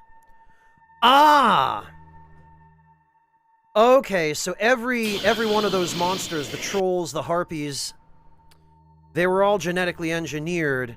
And then there's this thing, which we haven't even seen yet. Blast it. Soldier Model HX-27. Staff is taken to calling HX-27 units Harpies. I won't protest since the name fits. Arm them with a rifle and let them roost in a city. They can defend it just as well, if not better, than our best anti-air defense systems. They give a new meaning to the word paratrooper. Yeah, I thought so. The name on this entry has been redacted, it looks like. Of course, where their best leverage is situational. They've proven invaluable in dense spaces like cities or forests. Those types of areas force aircraft to slow down while also providing HX-27s with plenty of spaces to hide. They can take flight from anywhere, descending upon enemy aircraft with frightening precision.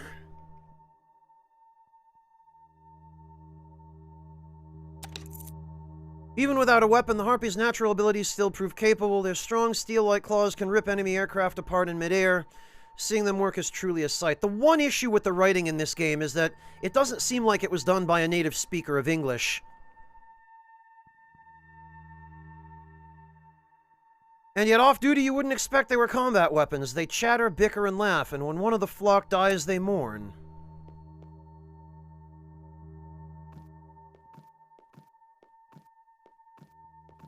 Okay, these aren't interactable. Page 1 of 4, Devon. Our outer cameras recorded an unusual pack of fast-traveling specks. It's quite low resolution, but it's definitely the shape of something flying in formation. I tried zooming and enhancing, but it didn't work. They flew closer. Our outer monitors got a good capture of them this time. It's confirmed Harpies. Those bioweapons are out there. They're loose. Shouldn't we take care of it? Won't they give the next generation trouble? I doubt they'd take kindly to humans now. Teach says we can just leave them alone. They have no known form of reproduction. Let them live out their lives in peace. Our predecessors put them through so much, it's the least we can do. For once, Benix and I agree on something.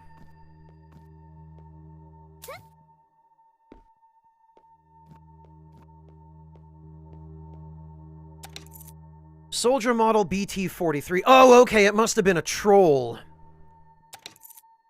Standing twice as tall as a regular man and carrying about 4 times the muscle mass, the BT-43 is capable of incredible feats of strength. And despite its heavy weight, the BT-43 can leap many stories tall. Where it lands, a great tremor rocks forth.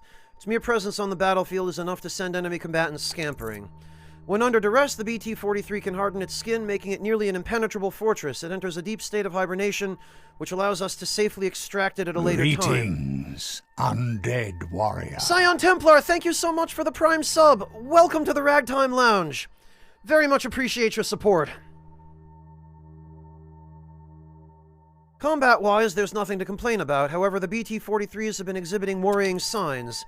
BT-43s were designed to have no emotions, just enough intelligence to obey orders. But they ask questions that hint of a higher understanding. They ask about us, and they ask about themselves.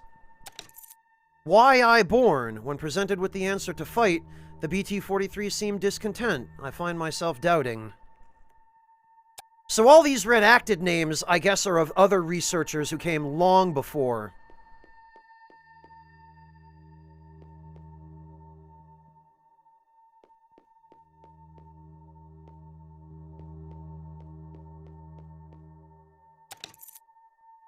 Creepy to walk through these enhanced soldier experiments on the way to work every day. They kind of look like they could come alive at any moment. Aren't these our predecessors' projects? We're not fighting a war anymore. What if we cleared them out? I asked Mother Computer about them, and she says we're not to touch them. She didn't give me any opportunity for follow-up questions, which makes me so curious. Are they alive? Are they dreaming? Do they just say suspended forever? Are the predecessors going to resume work on them? I'm surprised you had the courage to consult Mother Computer alone. To be honest, she creeps me out. Wait, are our predecessors possibly preserved in the pods right now? Does that mean our predecessors will become our successors?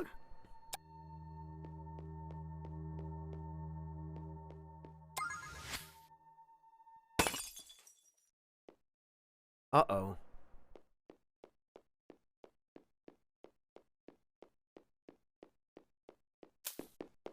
Something broke out of here, didn't it? Yup, I knew it. Well, that answers that.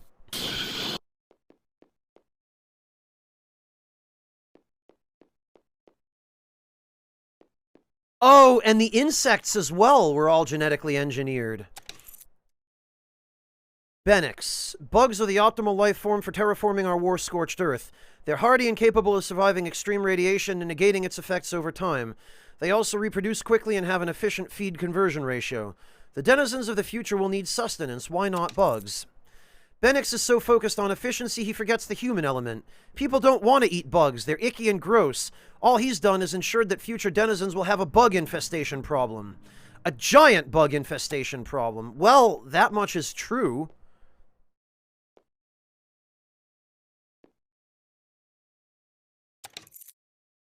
Our ongoing Skaber project nears completion. This capable metal soldier will trudge through radioactive waste, consume it, and spit out eco-friendly steam. How does it work? Slowly, so very slowly. Wouldn't be feasible to expect its work to be done within 1 year or even 10 years. Try 100 years. It's strange to think I'm working on a project where I won't get to see the end result. An old proverb comes to mind. Society grows great when old men plant trees whose shade they know they shall never sit in. Thanks, Teach. I feel so much better. Do I detect sarcasm? Oh, wait a minute! The Skabers are those, metal caterpillars. Wait, so the purpose of those things was to eat radioactive waste and poop steam? Okay.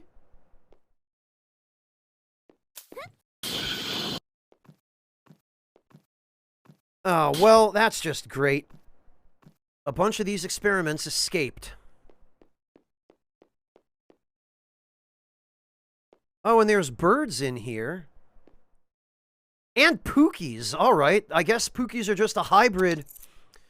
The new chickens are done. They're hardier, capable of surviving in even today's post-apocalyptic conditions. More importantly, they taste more delicious. Some people, Devin's name is crossed out, who shall remain unnamed, doubted that you could improve on the flavor of chicken, but I have proved him wrong. However, the professor says we should keep just a few for ourselves and freeze the rest. We'll let the future generation decide what they want to do with them. The new chickens have no known predators and a wide range of ecosystems they could inhabit. If we release them upon the world, their population could grow unchecked for hundreds of years. The future generation might just wake up to a world of chickens. Huh, a world of delicious chickens. Sign me up. If my doubting has caused you to be more motivated, I will doubt you many times more. I mean, you do have to be careful with this because it could cause problems. If these chickens have no natural predators, if they're an apex animal, and there's nothing to check their population, they could just as easily end up destroying this fragile new ecosystem they were released into. Oh, and there's the Arbor. I love how we don't get an explanation for the Arbor or the Pookie.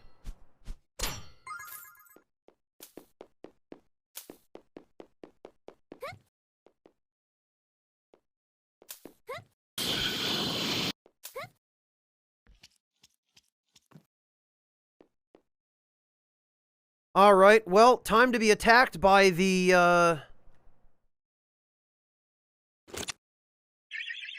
escaped experiments.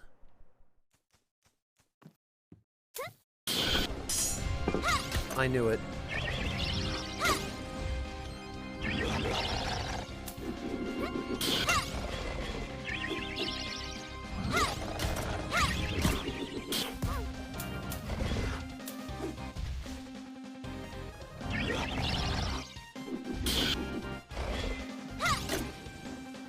You know what? What if gun?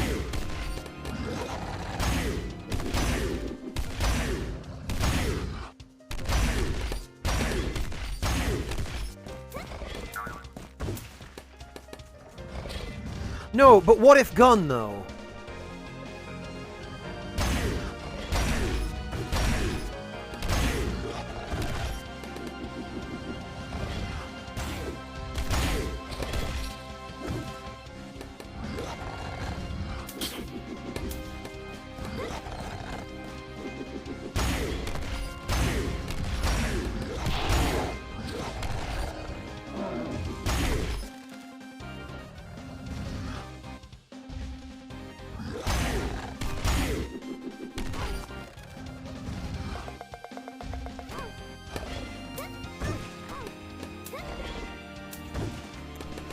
Well, I almost did that without taking any damage. I don't think we're done yet, though. There are a couple of harpies missing as well. Yep, I knew it.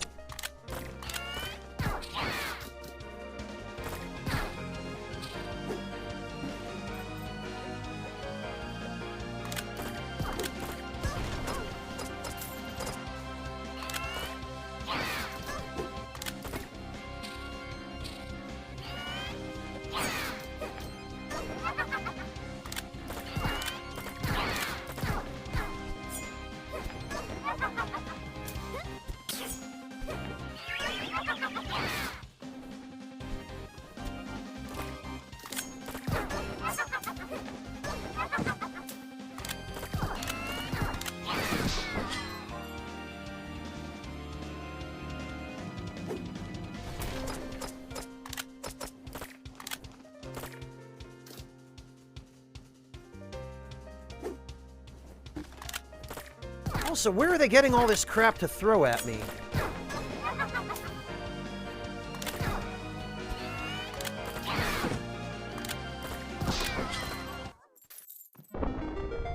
Okay, I think that's everything.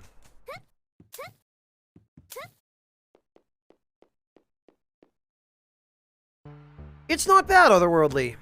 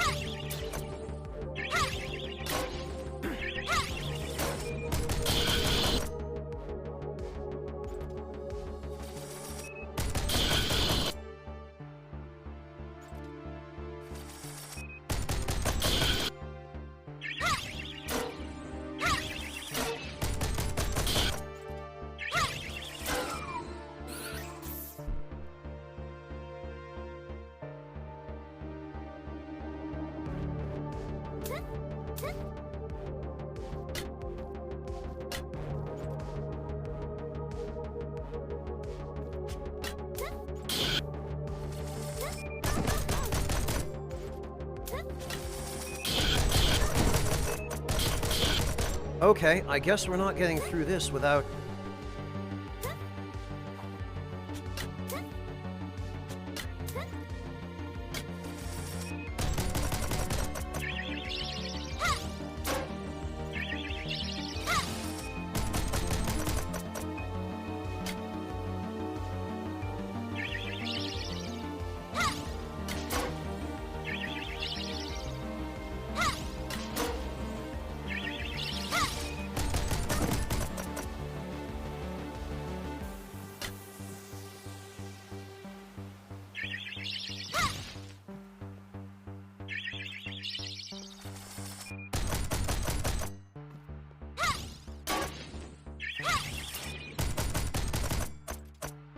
Oh, okay, it can't quite hit me.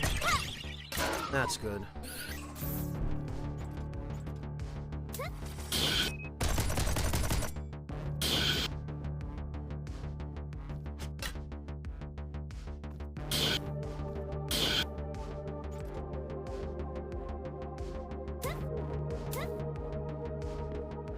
That, on the other hand, is not so great.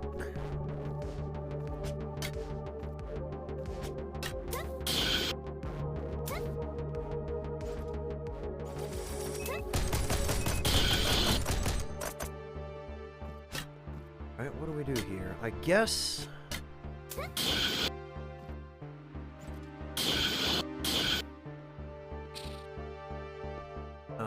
stamina.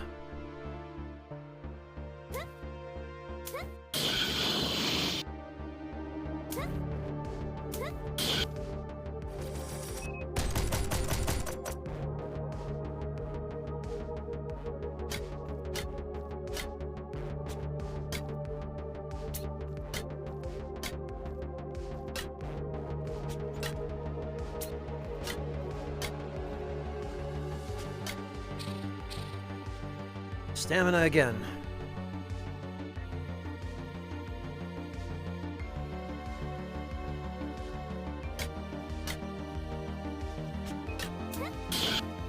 There we go.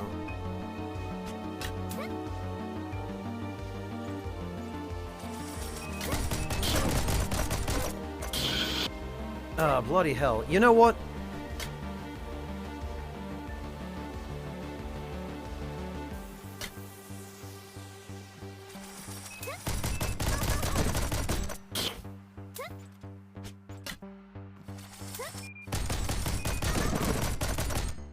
Oh, okay, even our defensive stance doesn't help there.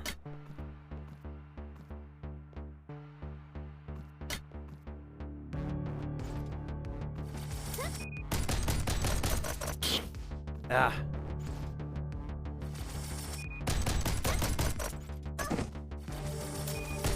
Ah, blast it! And that time I pressed an incorrect input.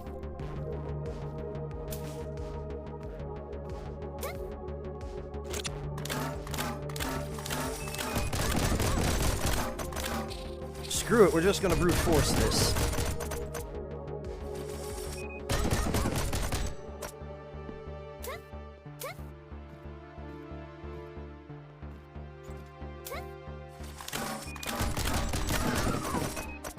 There we go. One down.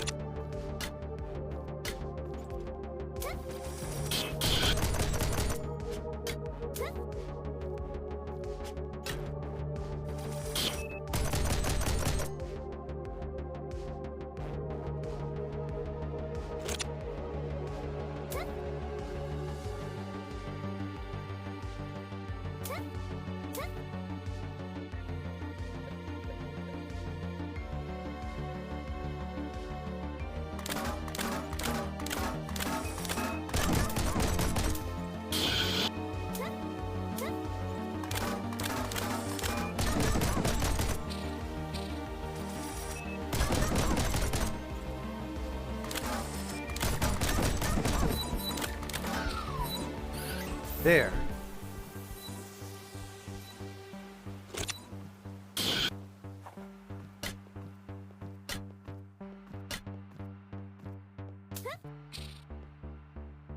Ugh.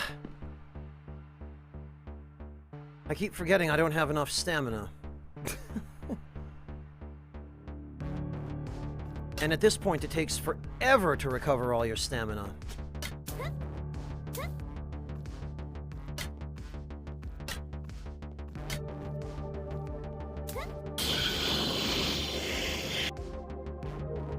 All right.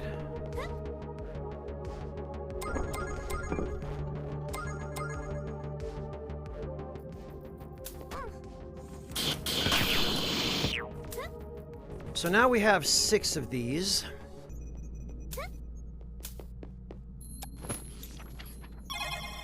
We're gonna save.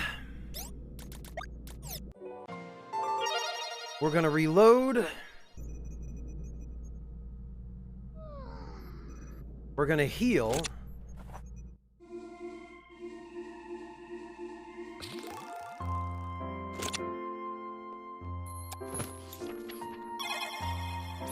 We're gonna save again. We're gonna reload again.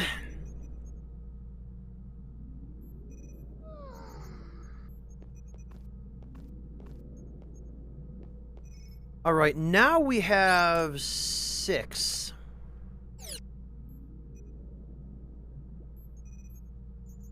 So now we can do upper left.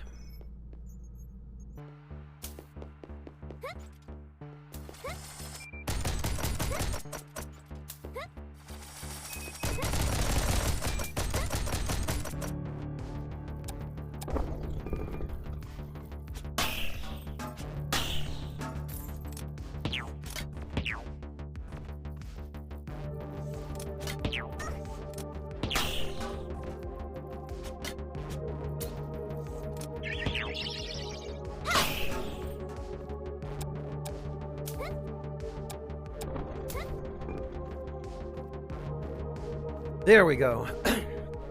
All right, so...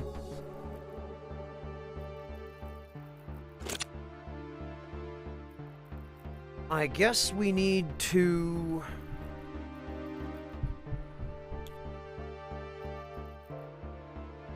We need to arrange the tiles on the right so that they look like the ones on the left. Ah!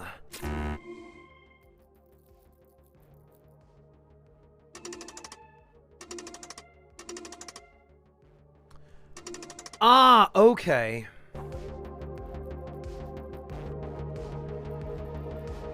But I guess we have to leave and come back in order to reset it, which is unfortunate. So we need... Okay, this is actually fairly simple.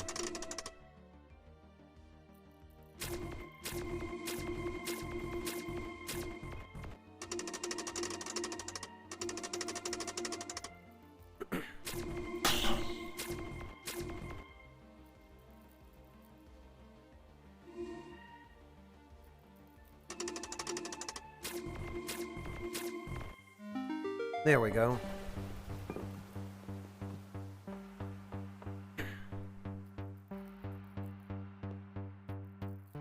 Ah, okay, and they get progressively harder. This game does seem to follow the rule of 3.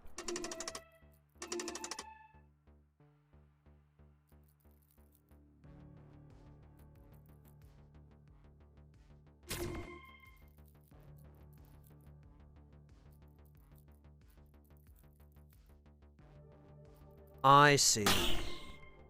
So we're supposed to use those, turtle bots to block one shot. I get it.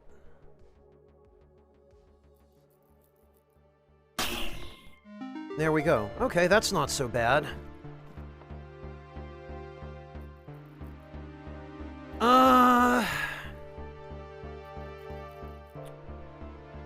Oh, okay. This one's gonna be a pain, though. Because for this, the vertical one... Actually, maybe not. Because the vertical one... I see what we're meant to do here.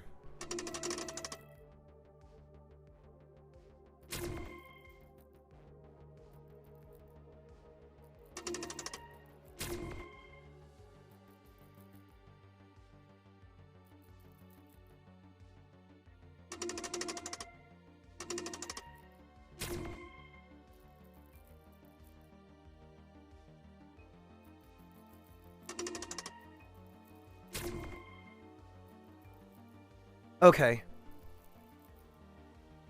So we just need to block the top one twice.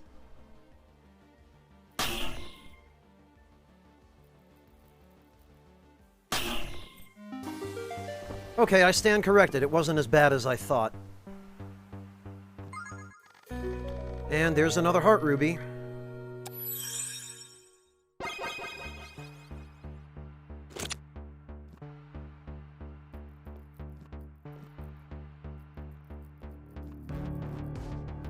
All right, cool.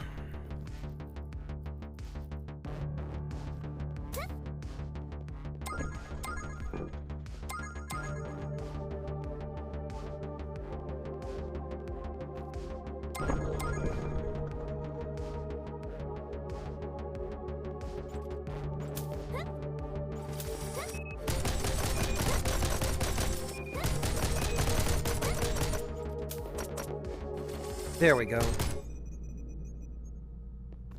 Time to save again.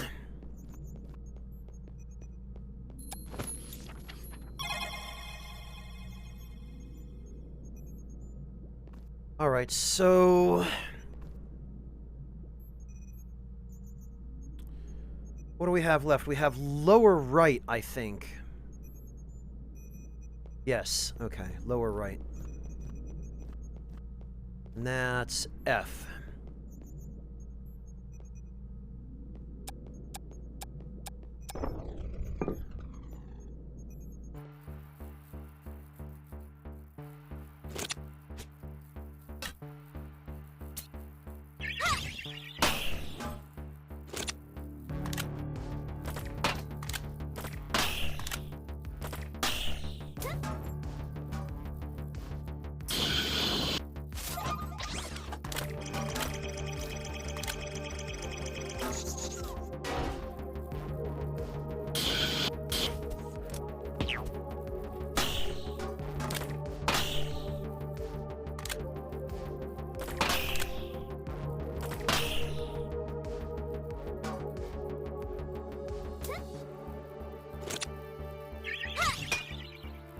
Huh?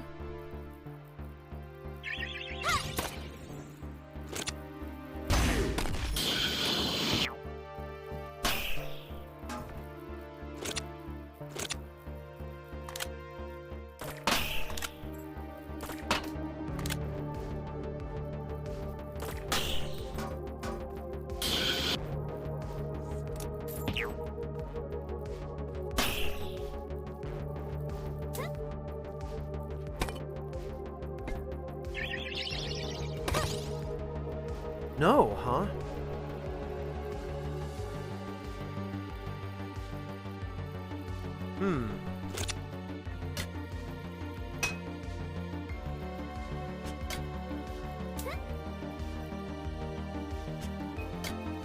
Okay, we can get something through up there.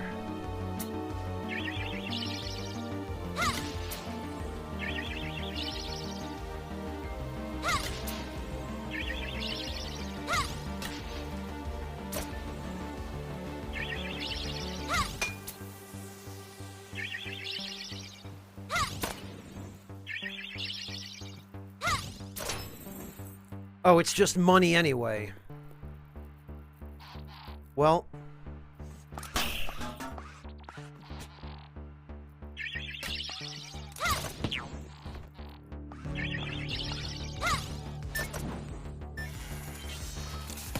Alright, hang on.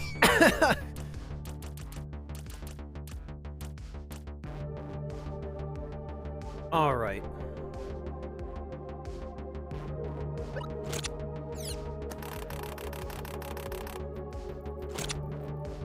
Hey, Caleb, welcome!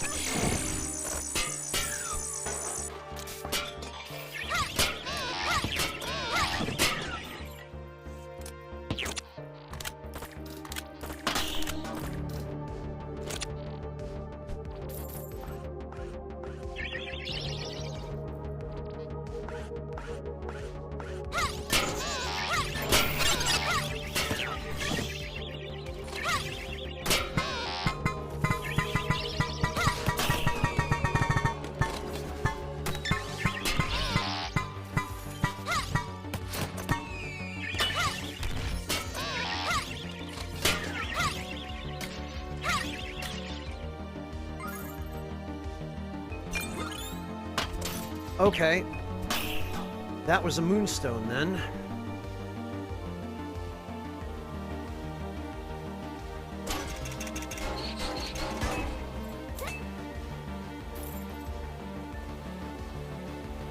Hey, congrats, Caleb! How did it go?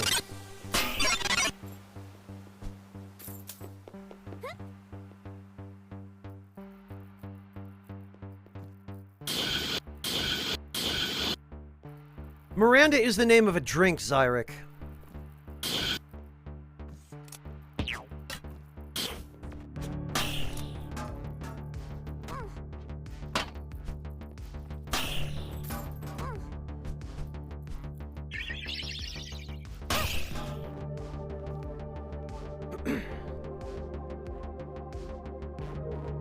Congrats, Caleb! That's awesome!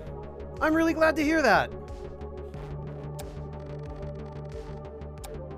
Oh, okay, so we need the other Crystallis from here before we can get in that room.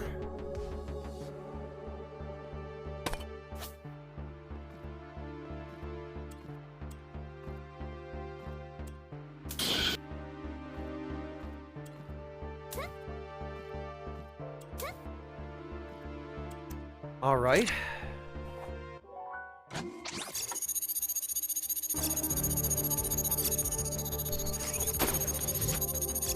Oh, okay.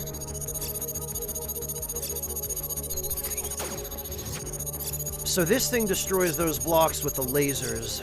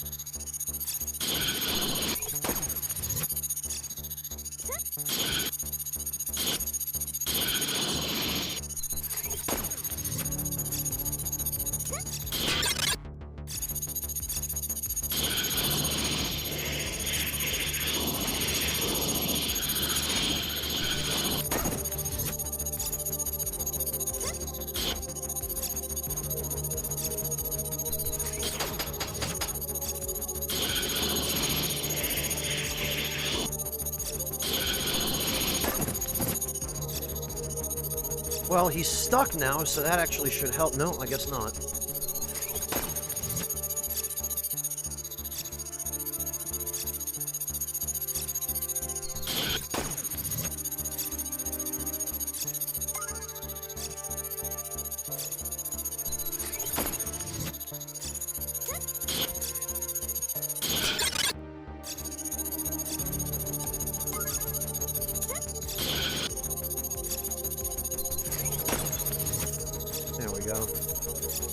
That was just money, I guess.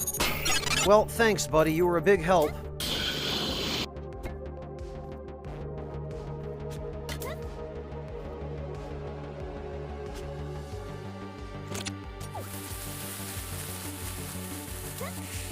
And it was fun while it lasted.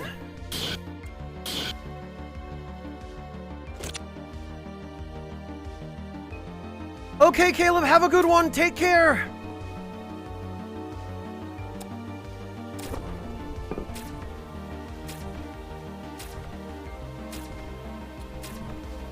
Oh, jeez.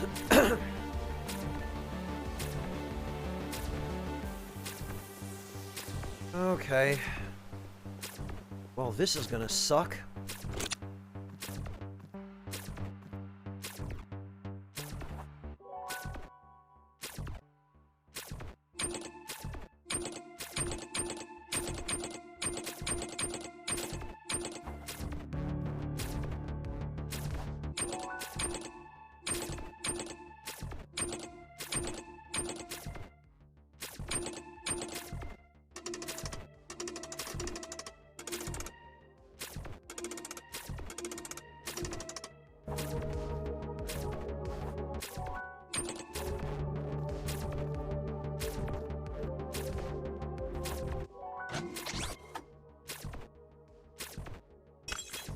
Oh.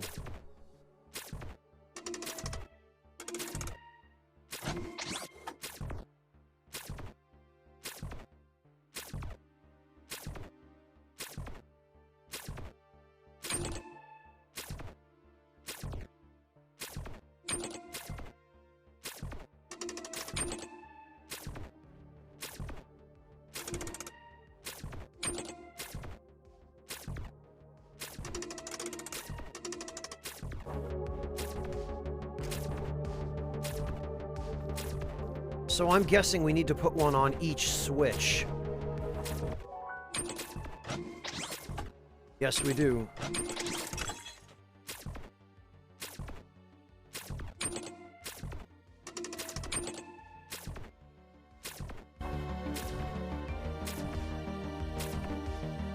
What's that, Harel? The fact that we're out, we're in a cave here?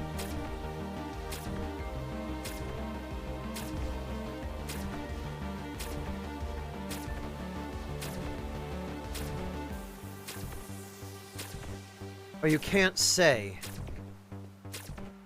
All right. I'll leave it alone.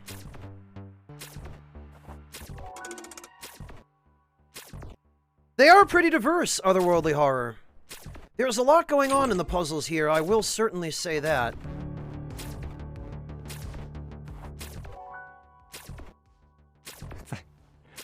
Thank you. And Sergeant Pinkdrink, thank you so much for the resub. Welcome back.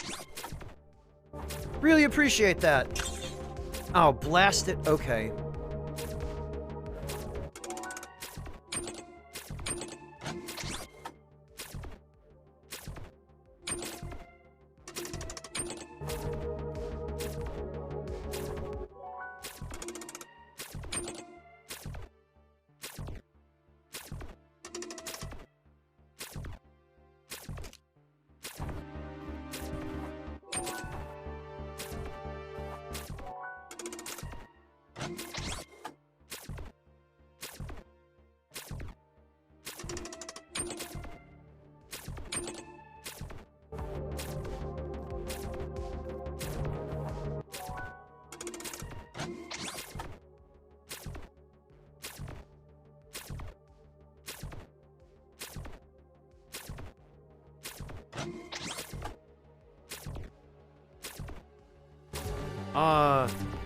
Do we have an unlimited number of these?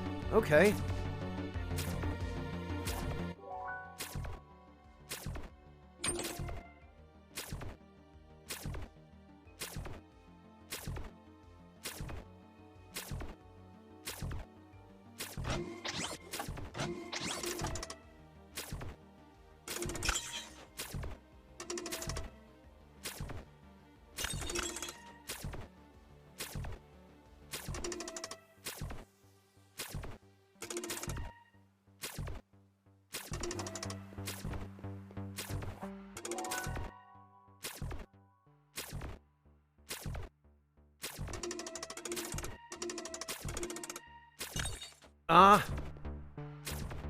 That wasn't very nice.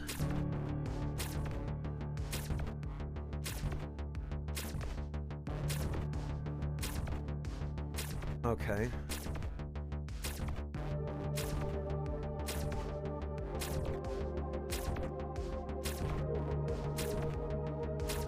Okay, so they fire twice and then stop.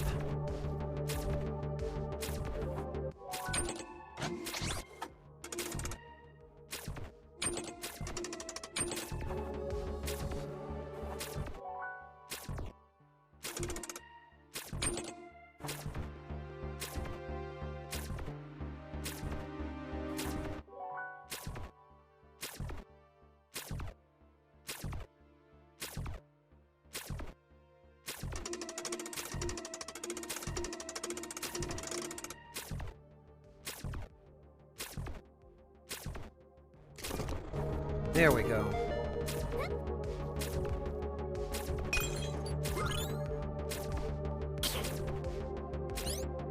Well, 7 more to go. No, handsome one, they're not.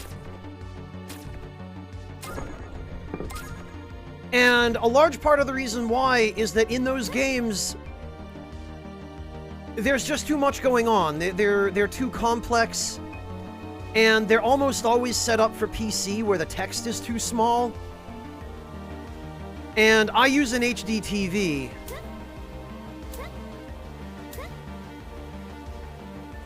As my main monitor, which apparently is the problem, and...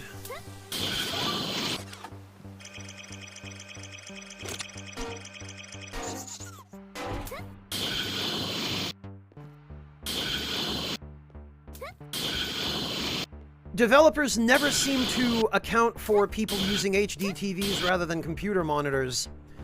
So the text always ends up being illegibly tiny in those kinds of games, and I can never read it.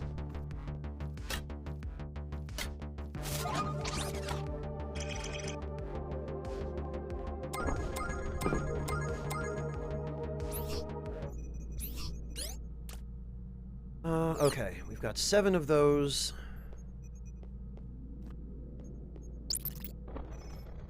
Whoops, no, I want to save.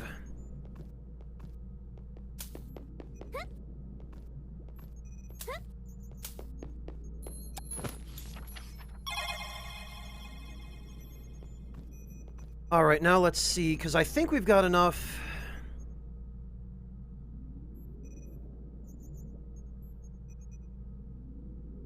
It would, handsome one, and it baffles me that they don't just give you an option to increase text size to the point where it should be legible no matter what the monitor, you know?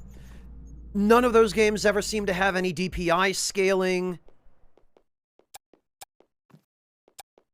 It's like developers only think people are going to play their games on mobile.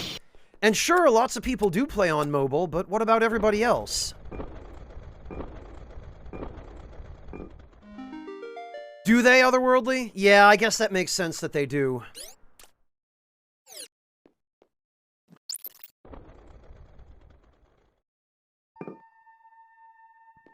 Okay, so we're going down an elevator even further under the ocean.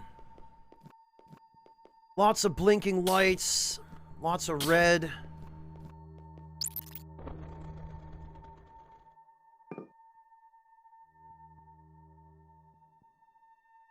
Oh, and we were told about a jammer down here as well that we should try to find and disable.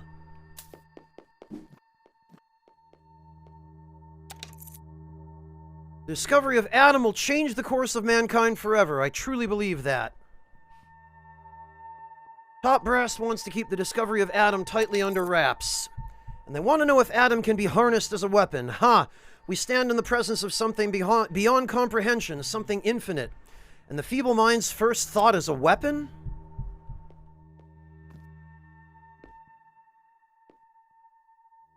Oh! So that's Adam. That's what all those statues are of. They're statues of that thing. And that is what was shown to be Katash's master, I think, wasn't it? I had an interesting debate with my colleague concerning the origin of Adam. In short, we can't place a true date on when Adam crash-landed on Earth. All our knowledge of fossil dating and biogenic carbon signatures do not apply where Adam is concerned. Its cells regenerate endlessly even in a vacuum. This thing is dead, right? So my colleague has postulated a theory. What if Adam was always here? What if the body of this thing seeded the primordial soup for life billions of years ago? Rubbish. Ah, drawing from Christian mythology, huh?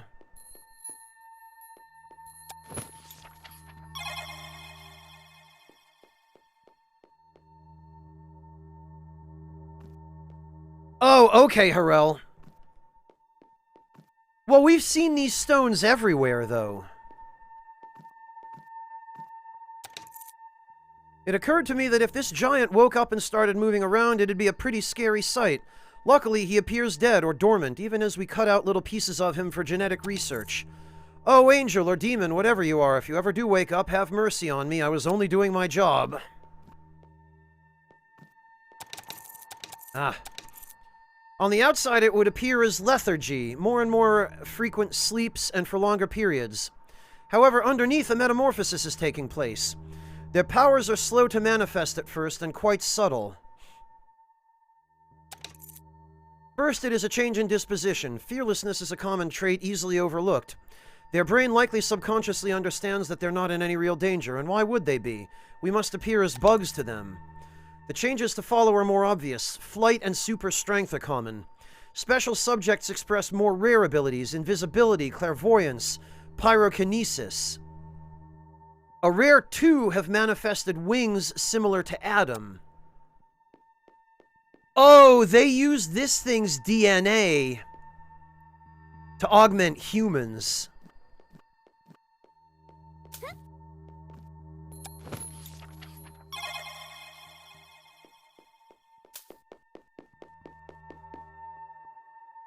I wonder if that's what the Phoenixes are, if they're just humans augmented with Adam's DNA.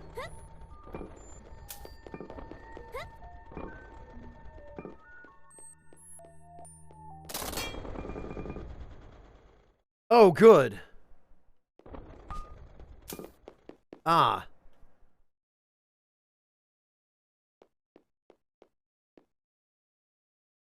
Ah, wait a minute. I think we've seen this before.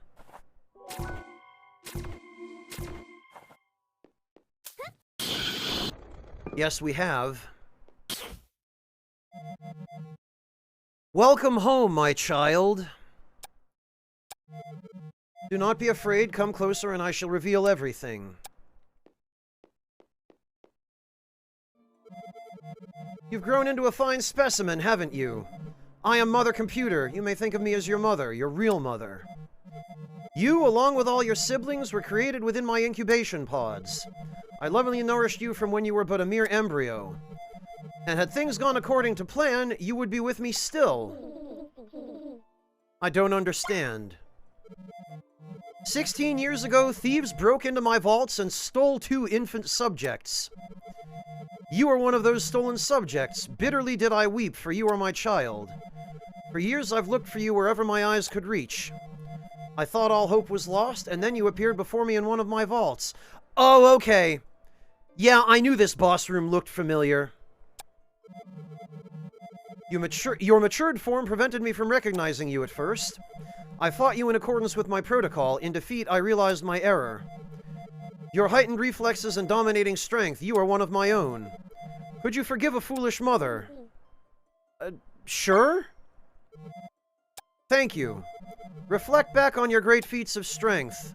How many foes have you fallen? This, again, is where it becomes clearer that whoever wrote this script is not a native speaker of English. The word is supposed to be felled. How many foes have you felled? How many war machines have you destroyed to reach this place? Did you not think it was unusual how capable you were compared to others? That is because you are a phoenix. You were created to be a perfect weapon. A tool to be used by humans. Oh. Was it not selfish for everyone to demand this monumental task of you? Humans can be so selfish. You don't have to do this. You don't have to do anything. Only join again with me in peaceful slumber. We can right the wrongs of the past. Mother will find the proper time for us to awaken, a time of peace and joy. There will be no more pain, no more suffering.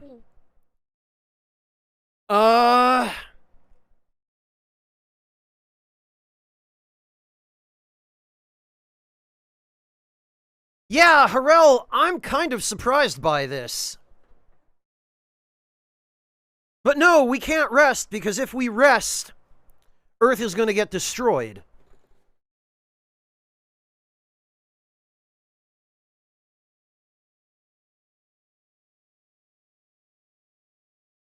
It's really a shame we can't just tell her. Yeah, no, there are aliens.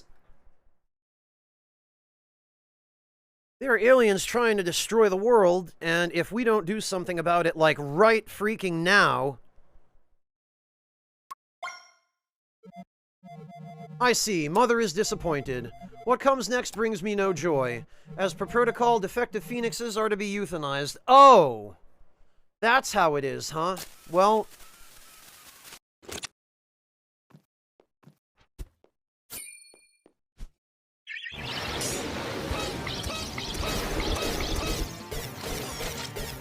Oh, okay, we only do 1 damage no matter what, I guess. Oh, okay, that eats away our HP very quickly.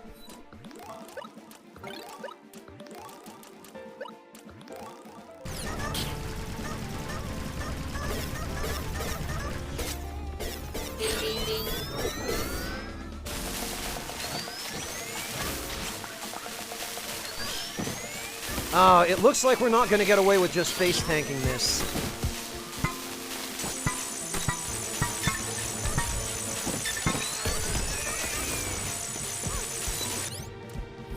Alright. I see the writing on the wall here.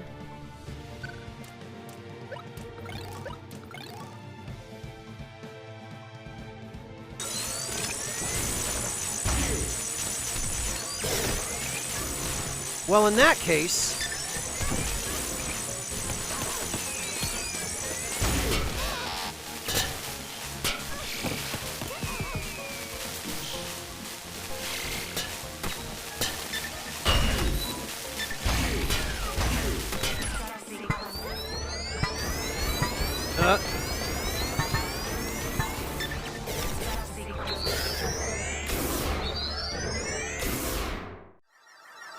whoops, okay. I guess I didn't really pay close enough attention to my health there. Now that I know what I'm up against. I think the Cobalt Blaster is going to be the way to go here, because this can strip her shield 5 times as fast. Because we appear to only do 1 damage to it no matter what we hit it with.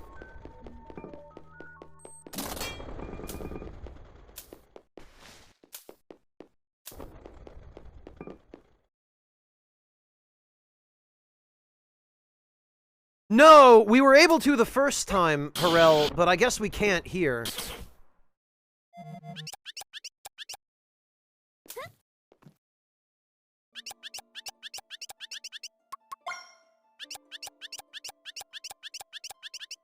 It's a shame we, have to go through this dialogue every time.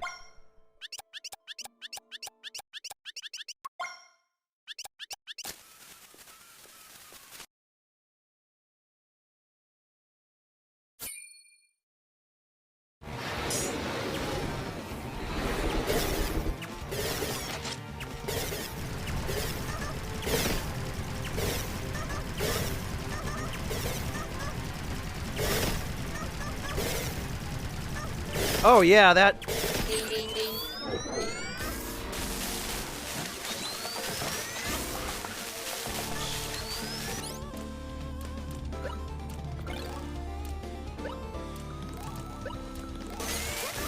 Boy, the Cobalt Blaster trivializes that shield.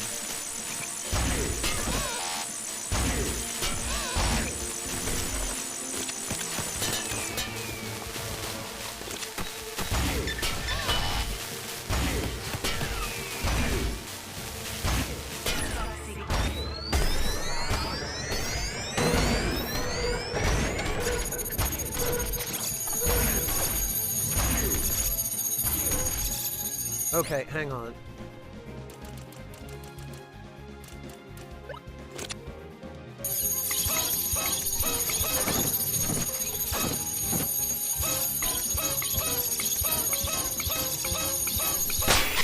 There we go. Second try is good enough, I'll take it.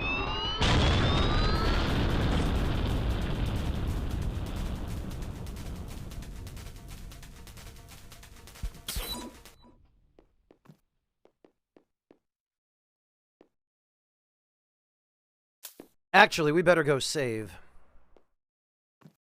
Oh, we can't.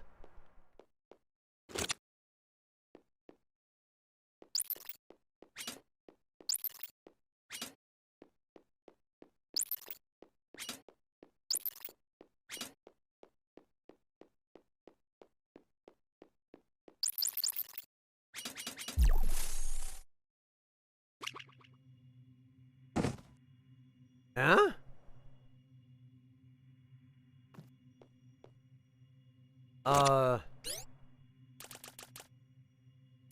This is just a hunch. But maybe we should heal. Oh. Oh, okay.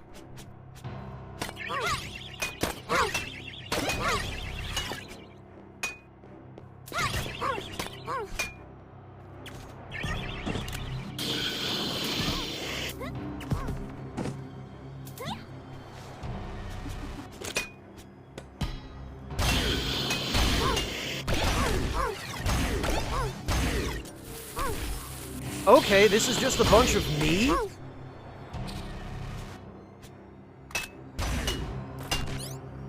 Alright, hang on.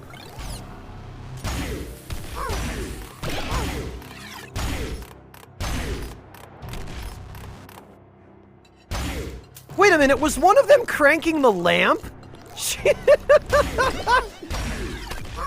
One of them was using the lamp. Oh, that's stupid.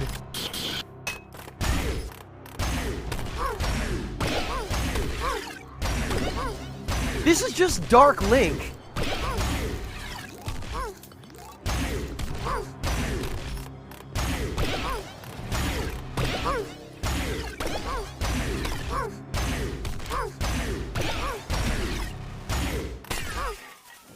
So anyway, I started blasting.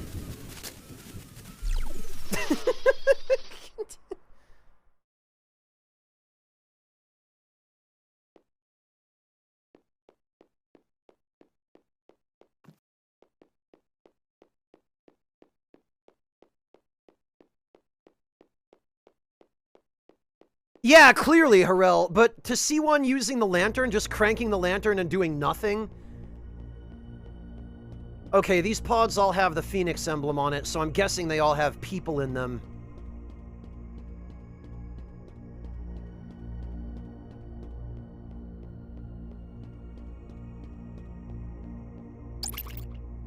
Terminating jamming sequence.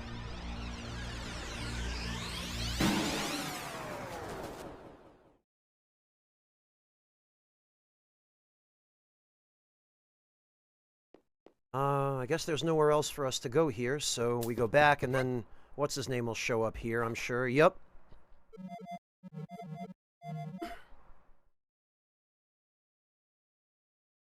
I'm back! I have signal again. What'd I miss?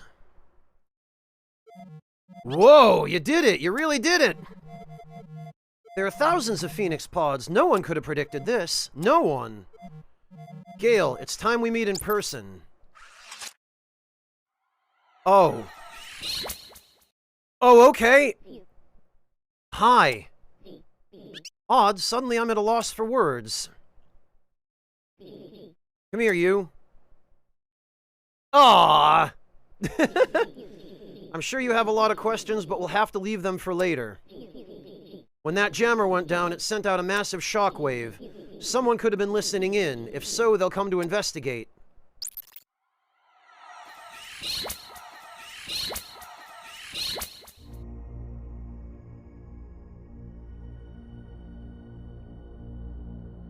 What?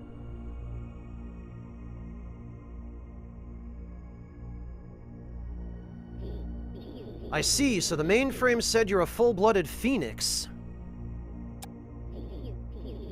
In truth, I had my suspicions. You were just so strong. I figured you had to have carried some Phoenix blood in you.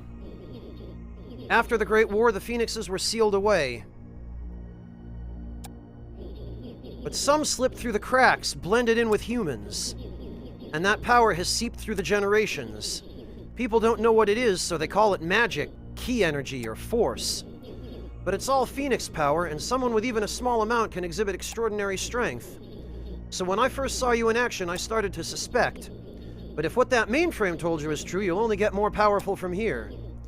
Truthfully, knowing that you're a full-blooded Phoenix is a huge relief. Because you're good. The true story of the Phoenixes is a deeply guarded secret.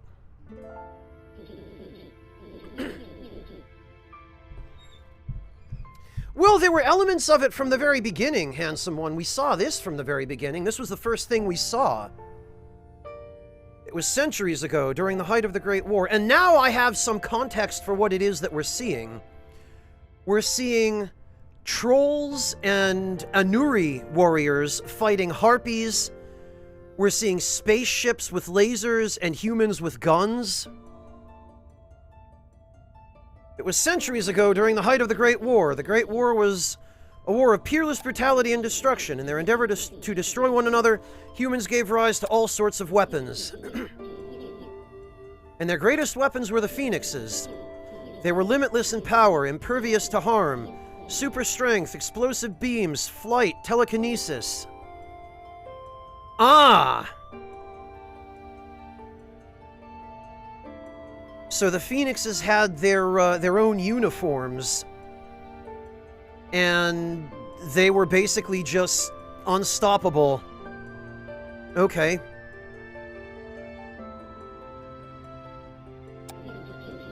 The list of powers goes on and on. More importantly, they were designed to be perfectly obedient. What happened next is disputed, but the Phoenixes went awry. Maybe our ancestors lost control, or maybe the Phoenixes just executed an order perfectly. The Earth was razed to the ground in one night, and that's the true story of how the Great War ended. Our ancestors never intended for us to wield the power of the Phoenixes ever again. I'm sorry I hid that from you. In truth, you shouldn't have had to burden so much of the... Wait, what? You shouldn't have had to burden so much of the mission yourself. That sentence makes no sense. But again, someone wasn't fully fluent in English, I guess. But I wanted to see what kind of person you were. I wanted to know that I was waking up the Phoenixes was the right decision. Boss, I have good news and bad news. The good news is we've successfully opened a Phoenix pod. That's great, and what's the bad news? The kobolds have breached the chamber and they're rapidly advancing on our position. Oh! I got this, don't worry. What? Why would you not tell me that sooner? You looked like you were having a good conversation. You're adult! Gale, I need you to buy us some time while I awaken the Phoenix.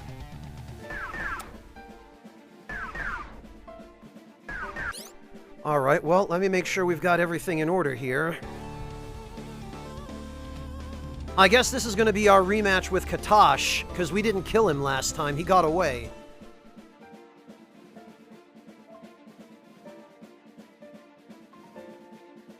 Now, I know better this time than to let him get close to me because of that food-stealing nonsense. So this time, I'm just going to turn his own weapon against him, and...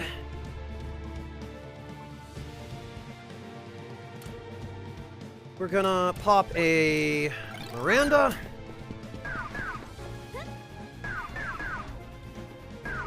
Oh, these guys are trying to wake up. Okay, this guy must be a Phoenix. Oh, no, one of them got... okay.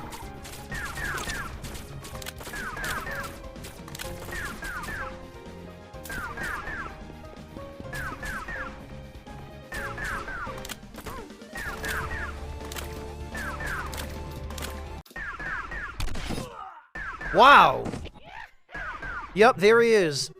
Did I not say a kobold never forgets his quarry? Kill them all, boys, but leave this one to me. Well, that's how I would have preferred it, Katash. You and me. Oh, he didn't steal anything that time.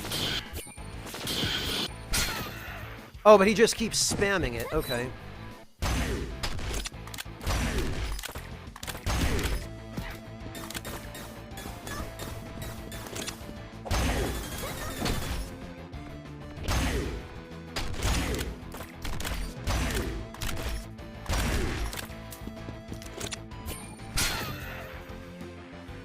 I still haven't figured out how to avoid that.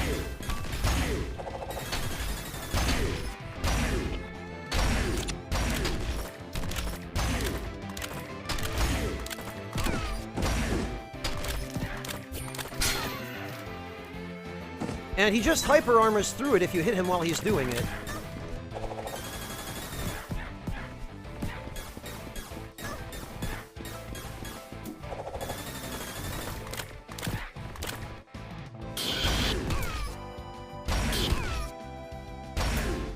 Wait, where am I? Oh.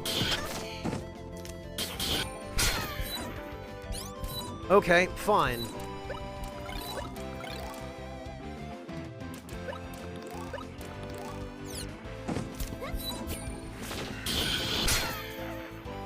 I have no idea how to dodge that.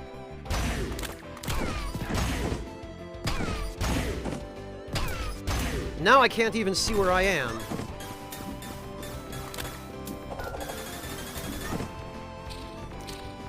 Okay, we could use another one of these. You can't recover from that either. Boss, you're missing a great fight. What? Look at him clashing symbols together to try to wake this guy up. Sort of busy at the moment. Ah, if only there was a manual. Ha ha ha, you were worthy indeed, but this isn't even my full power. Let's see how you can handle this.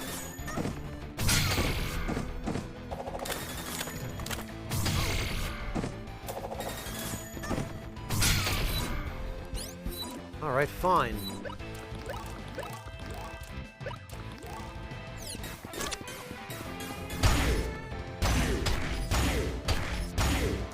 Ah, you don't like it so much now, do ya? Look at this, it stun locks him to death.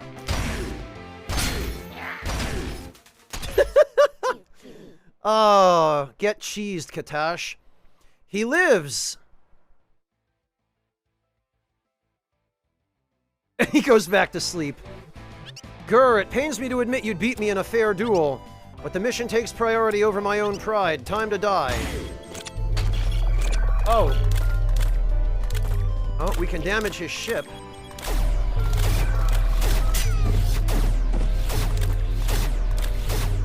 Okay.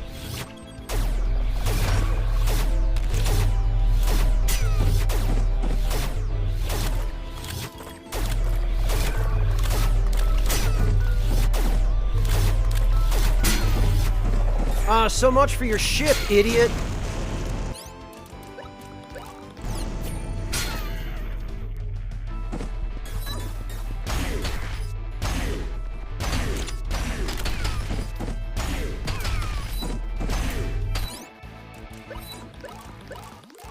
Now you're gonna have to call an Uber to get home.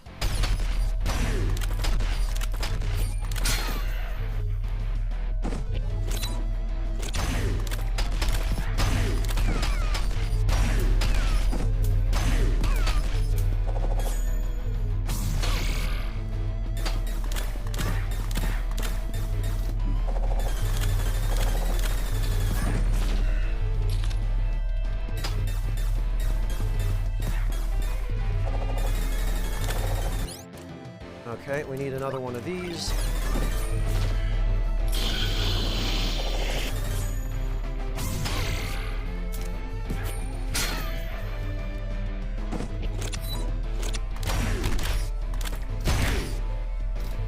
Oh, we got him to damage himself with those explosive blasts.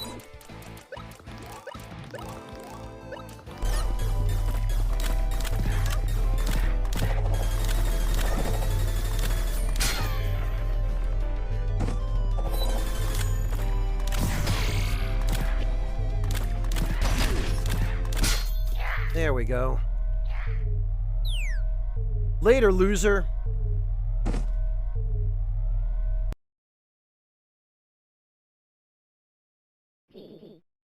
You did it! Gale, you've saved our hides again! And you, not too helpful. Yet. I guess he's still groggy after centuries of sleep. Are you my new master? I'm your new friend. You can call me Bart. What's your name? AZ3120. My previous commander called me Zero. Zero? That's a bit strange. We'll get you a real name, but it'll do in the meantime. What are your orders? Straight and to the point. He is. You guys could learn from him. Zero, in the coming days we will come under attack by a large extraterrestrial force. I'd like you to help us defend the Earth. We want to save as many people as we can. Understood. Let's go. We've got a world to save. We're not going to try to wake up any of the others? Bart's log entry XYZ. After 0, we hastily opened many more Phoenix pods. The invaders came soon after. We met them with the full might of our Phoenix army. A great battle ensued across the planet, scarring the earth and burning the skies. Okay, great. Everything got destroyed again. After many hard-fought battles, we successfully repelled the invaders. Peace reigns. Hey, Sugar Crow, welcome!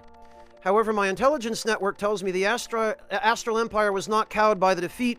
Rather, they grew only more zealous and hungry for power. Having borne witness to the power of the Phoenixes, they now seek to have it for themselves. Even our allies in the Galactic Federation seem to eye the Phoenixes hungrily. I fear a greater battle hangs in our future.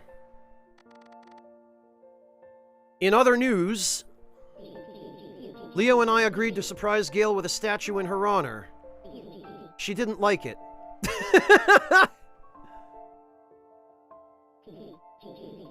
In Dia, we formalized an alliance between Stellanites and humans.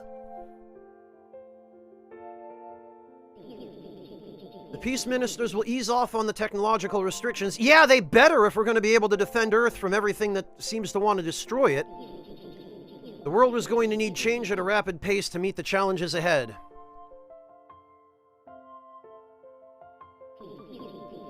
I see a people once battered and beaten now starting to regain their footing.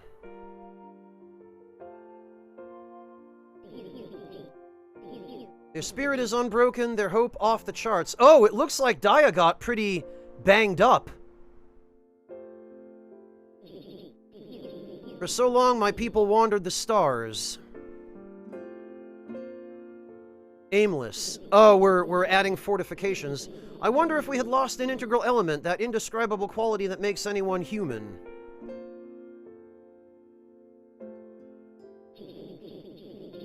Our greatest reward is to be able to walk upon the soil of our ancestors. How are you doing, Sugar Crow? It's great to see you. I hope all is well. To feel the wind on our faces, to enjoy the water when it rains.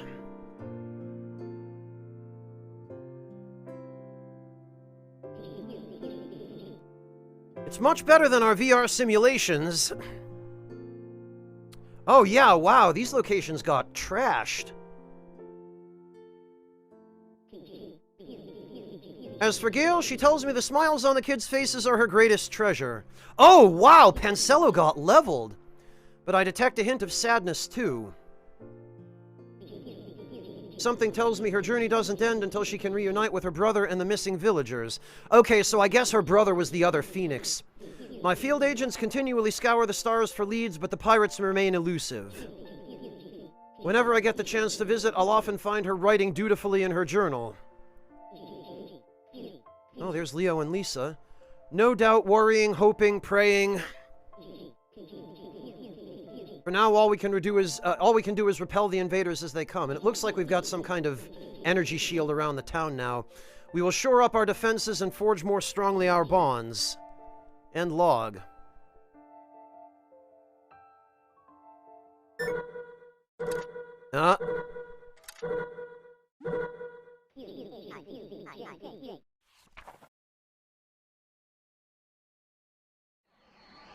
Oh! Okay!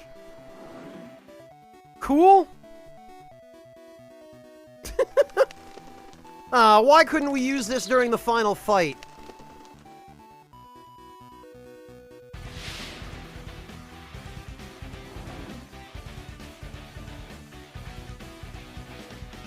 Hey, not bad!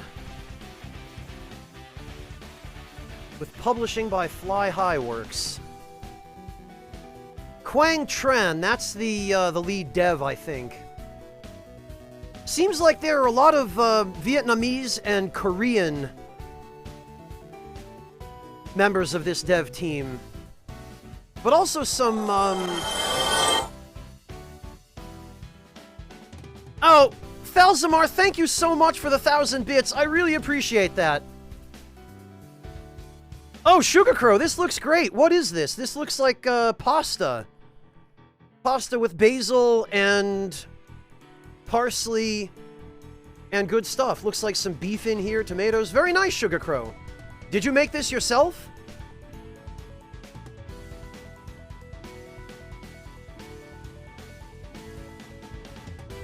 Oh, okay, they use the free sounds library, so everybody who contributed to that, I guess, gets credited as well. Which kind of inflates the game's credits. Because the actual team that made most of the game, I guess, is pretty small. Wheat Eaters. Okay. Toad, Mimi Toad, Firefish, Rock Toad, Waterkin. Desert Dwellers. Oh, and I guess Kickstarter backers got to name some of these enemies. Gaber, Spider... Oh, okay. All those insects. Ouroboros Bandits. Castella Knights. Joey Cannoli?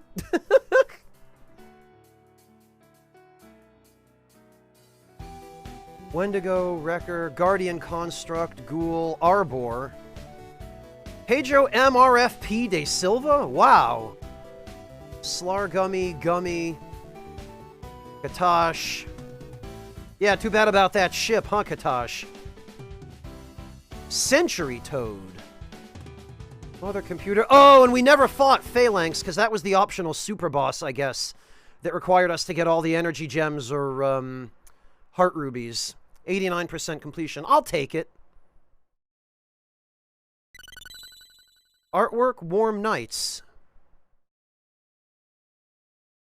Oh, your gym coach made it and shared. That was nice of them, Sugar Crow. Since your dishwasher died, you're too lazy to cook? Oh, I'm sorry to hear that, Sugar Crow. You're not going to be able to continue to live there when you're done with school? That's unfortunate. You'd think that you'd be allowed to stay, since you've already proven yourself. Oh, what do we have here? This is... Oh, that's cute. We got a nice ending screen. And it looks like Leo fell in love with Lisa, I guess.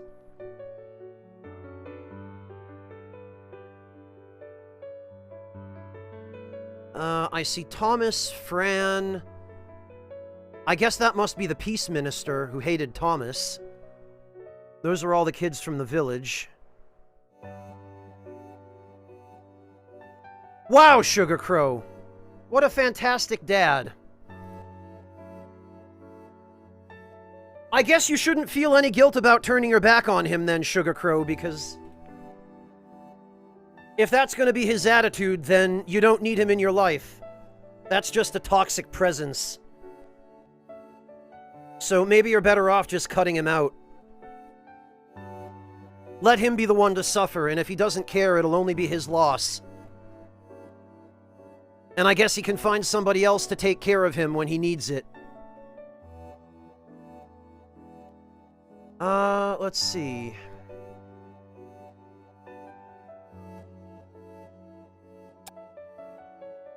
Exit? No. Oh, okay. I guess we have to say yes. I'm really sorry to hear that, Sugar Crow. Okay, well, I guess we're back at the... Oh, okay, and then this starts us on a clear file. I guess this is in case we want to, Congratulations on beating the game. The art gallery is now unlocked. You may view various early art from the game's development via the badge menu. Check it out. Okay, why not? Ah, okay.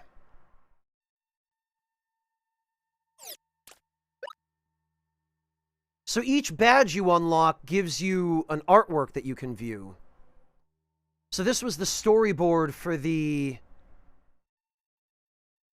opening image.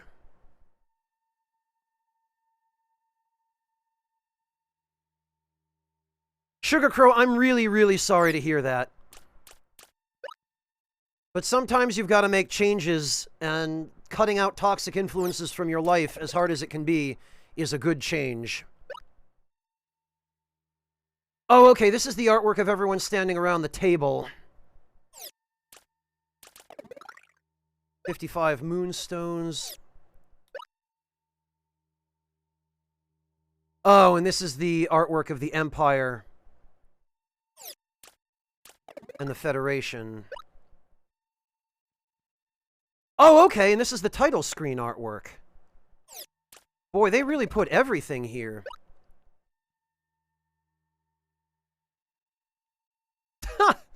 Okay. I'm not sure who these were all supposed to be. I guess the mermaid made it into the game. Maybe these were all supposed to be mermaids. I guess they were. And then I guess there are mechanical forms of them, and then there are the Anuri.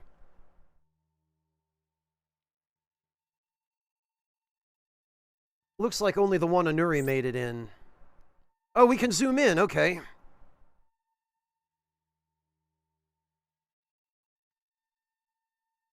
Welcome back, Monotone. Yeah, Sugar Crow, all you can do is keep moving forward.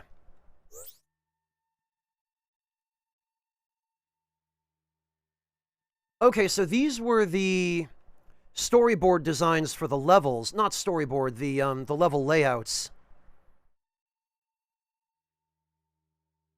Okay, this is cool.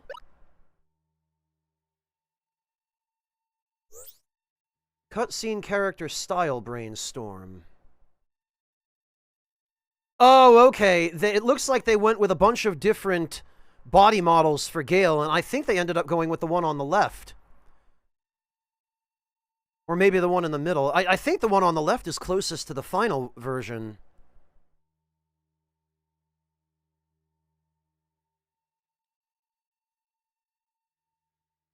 Because the one on the right looks almost more masculine than feminine. Cutscene shading style brainstorm. Minimalistic, normal, line art, color line art, no line art. Line art plus gradients. And then a demon face. Which I guess is the one on the right up here.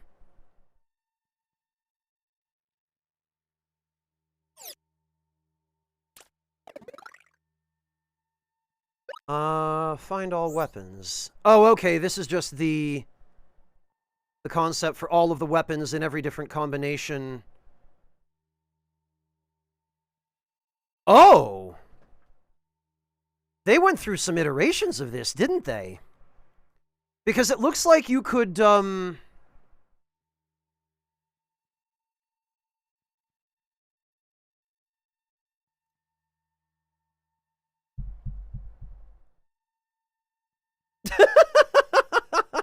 Sugar Crow, I love how they each have their own corner of the couch. Not too far apart, but not too close together. I love how Neko's face is just buried in the corner.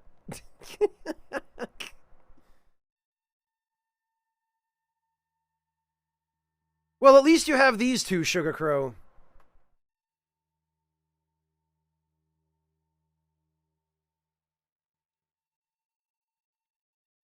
Honestly, I really would have loved it if we could have gotten a more mace-like weapon. Because as it ended up, everything is just a bat.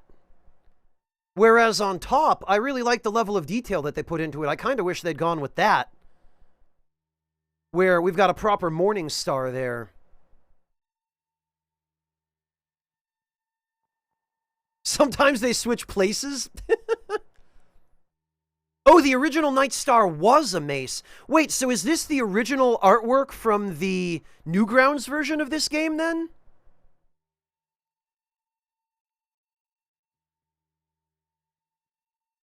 And I'm guessing these are original sprites? Or some of them, maybe?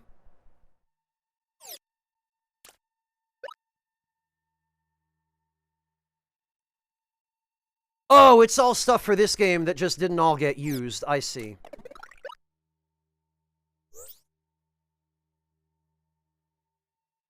Oh, okay, so they went with a... Oh, this is interesting. How they decided the color... The primary dominant colors in each area. I guess they had a color wheel, and they just designed each area to occupy a particular spot on the color wheel. That's interesting. It certainly gave the game quite a lot of diversity in terms of its color palettes, yeah.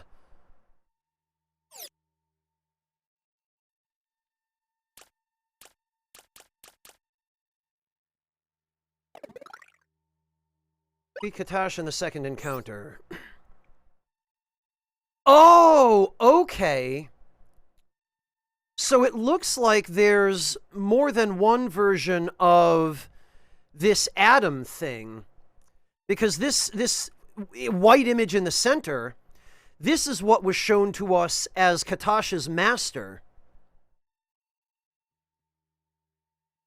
So I guess there are two of them, and it looks like Adam is supposed to be a good one, and this other one wearing black is supposed to be the evil one. Huh.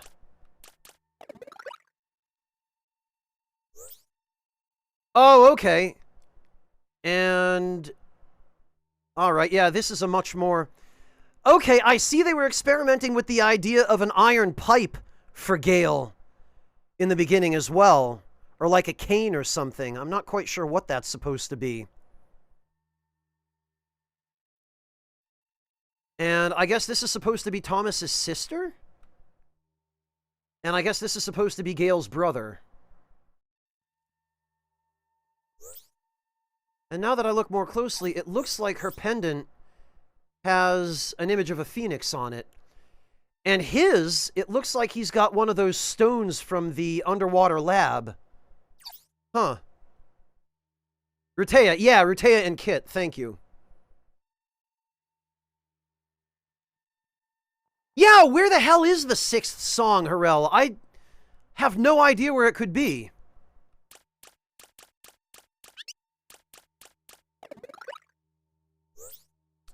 Oh, okay. It looks like they could have gone for a much more menacing version of the shark, but they just went for the, duh, I'm just chillin'.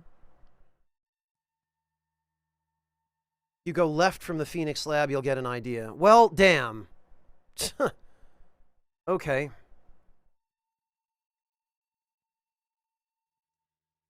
God, I love the doofy firefish face when he's charging up to spit fireballs at you. Look at him, he's just like...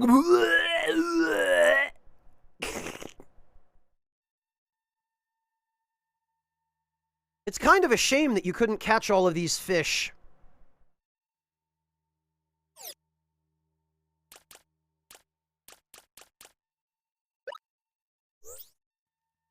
Well, that's a rough level layout. Actually, though, it looks like it ended up being preserved pretty much the same in the final version of the game.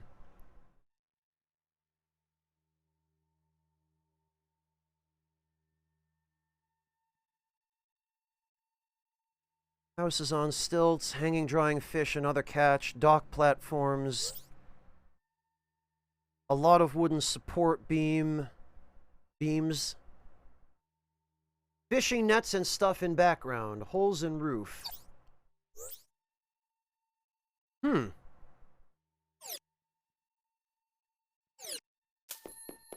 Okay. You go left from here. Well, how? A2, C8, and E2.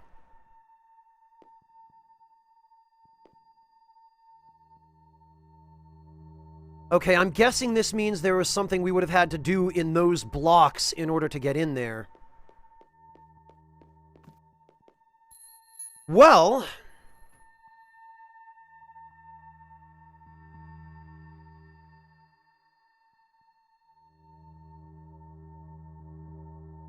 I have to say, I didn't expect this game to turn into a week-long project.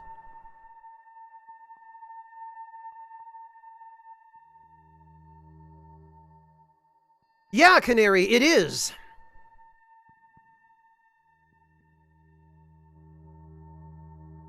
I didn't expect this game to be as long as it was. I thought when I paid $20 for it on Steam, it was going to be like a 15, 20, maybe a 25-hour game, but, boy, it turned into an awful lot more than that.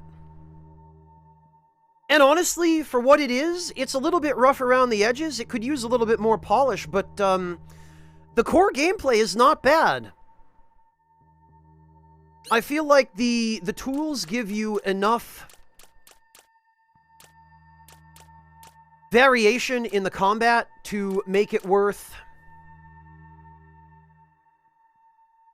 trying a bunch of them out. They give you a little bit more to your playstyle than just swinging a bat at everything.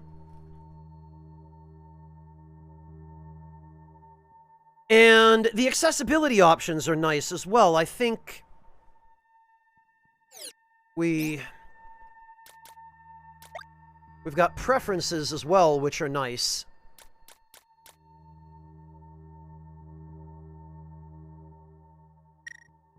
But there are actually, I guess, difficulty options that are separate as well. And I thought that this was all standard difficulty, that if we played with these on, because it was shown to us as a star rating in the beginning, between 1 and 5 stars.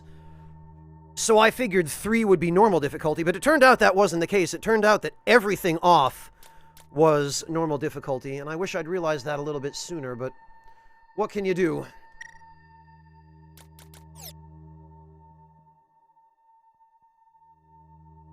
So, honestly, I'm glad I gave this a try. I think this was a cool game, and I think it was, well worth playing.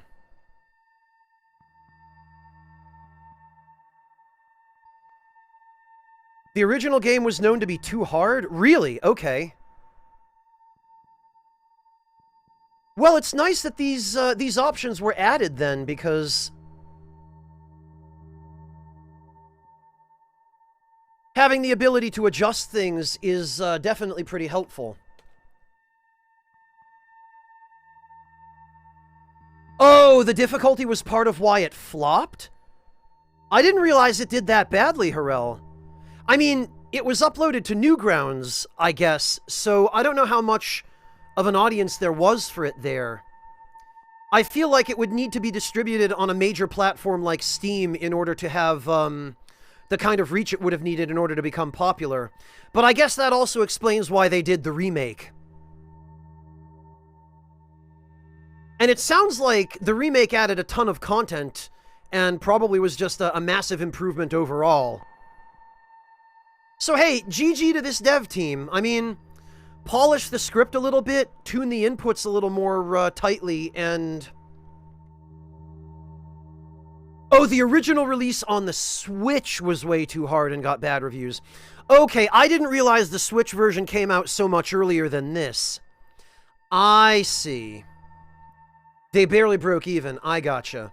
Well, I hope they did better on the Steam version, because this version is, I don't know, I feel like this is just about right, and the accessibility options to modify the difficulty, I think, are perfect, you know? They can give you the ability to tune the difficulty to whatever you need it to be. And I like that it's dynamic. I like that it's not just an easy, medium, or hard difficulty setting. I like that you have control over different aspects of the difficulty. I really appreciate when games do that, and I think that's something more games should do.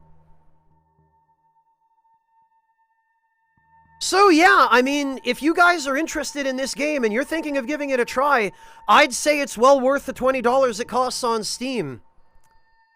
This was, for my money, well worth the time, and I enjoyed streaming it. This was a cool game, and if it gets a sequel, I think, Quang Tron has earned enough of my goodwill for me to give the sequel a try on the merits of my experience with this.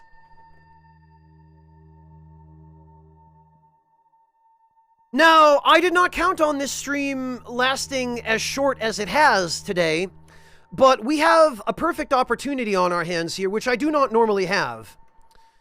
We have the opportunity to go raid one of my viewers who's been a viewer for quite a while, who is a really great guy, and whom I think you guys are all going to like an awful lot. He goes by Wayward of Wayward, and right now he is playing Sekiro Shadows Die Twice. So I suggest we head on over and make his afternoon and really give him something to smile about. He's going to be so happy when we roll up to his stream. So I'm going to turn you guys over to him. I suggest you stick around for the raid because you're really going to like Wayward. He's a little bit shy, but he's only been streaming for a short while, and I think this will help incentivize him to step up his game and step